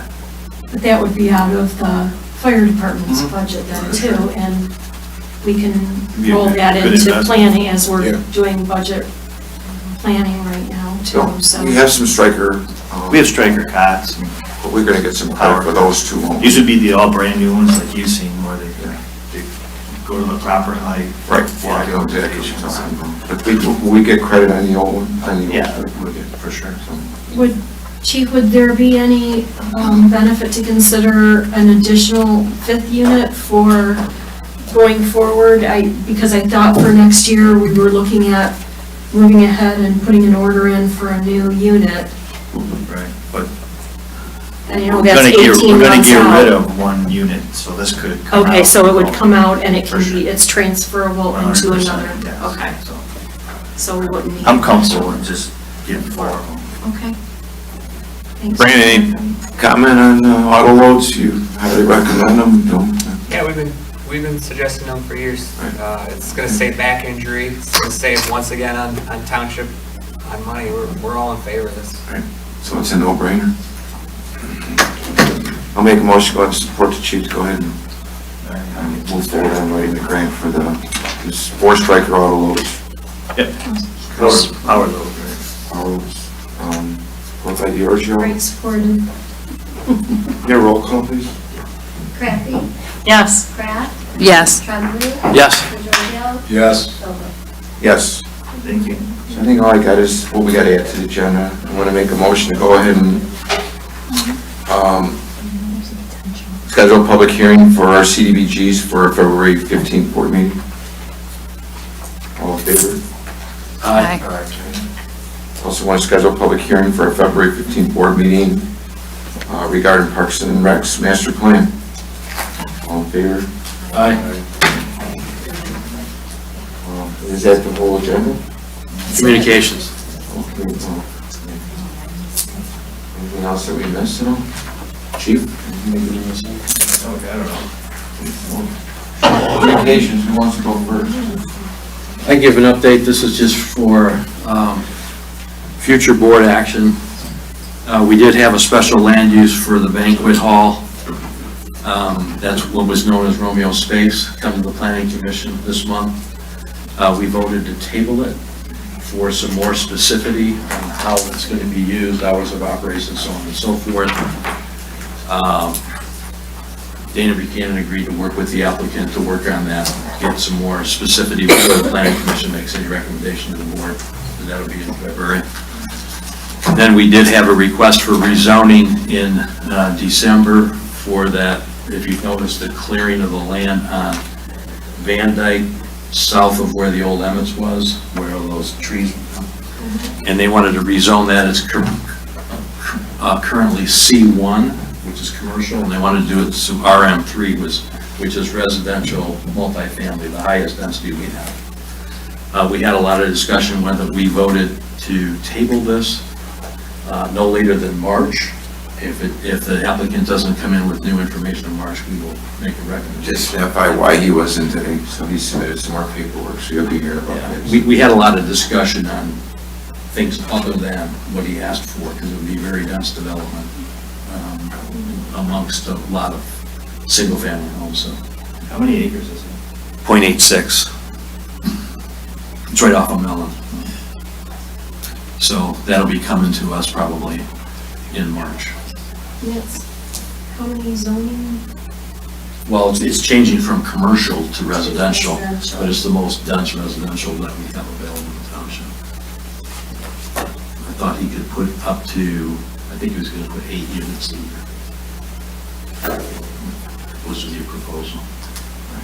Had a lot of Well and discussion. septic, Pardon me? well and septic, it has the, where's the? I believe so. Okay. believe I so. wasn't sure, Well, I no, was just that's asking. if There's you understand what that's sanitary there. Is it? Yeah, he would have to put an application in for sanitary service, so there is sanitary there. Yeah. No well, or no, The biggest concern was the density, and the president might say along that corridor. Yeah. So there was a small work group. I think Rick Hackelstein was working with him to work on, what other alternatives might be available other than the C unit. The other concern was if you broke it into residential parcels, how many driveways you have coming off of Van Dyke. So, a lot of discussion. Just over 3/4. That's it. Lisa, what do you got? Just a reminder, tomorrow night is the Parks and Rec Commission meeting at 6 p.m. Prior to that, though, it's a 5 p.m. meeting. It is at Washington Township, and that was to just do a overview of where we are with the master plan right now, and just for anybody who had questions or wanted to provide any additional input, I believe. Those always stream live. Yes, WPRW. WPRW has been, sometime, depending on, if there's a conflict, it won't stream live, it'll just be aired at a later time. How close are you guys on the master plan? We're kind of putting a hold on it for right now. We were really rushing, and Mike, I don't know if you want to.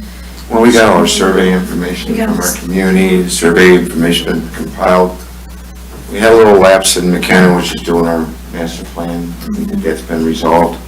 Unfortunately, again, it seems like we're, a little bit behind. We didn't have enough time to put it all together and publicly announce it the way it should have been publicly announced.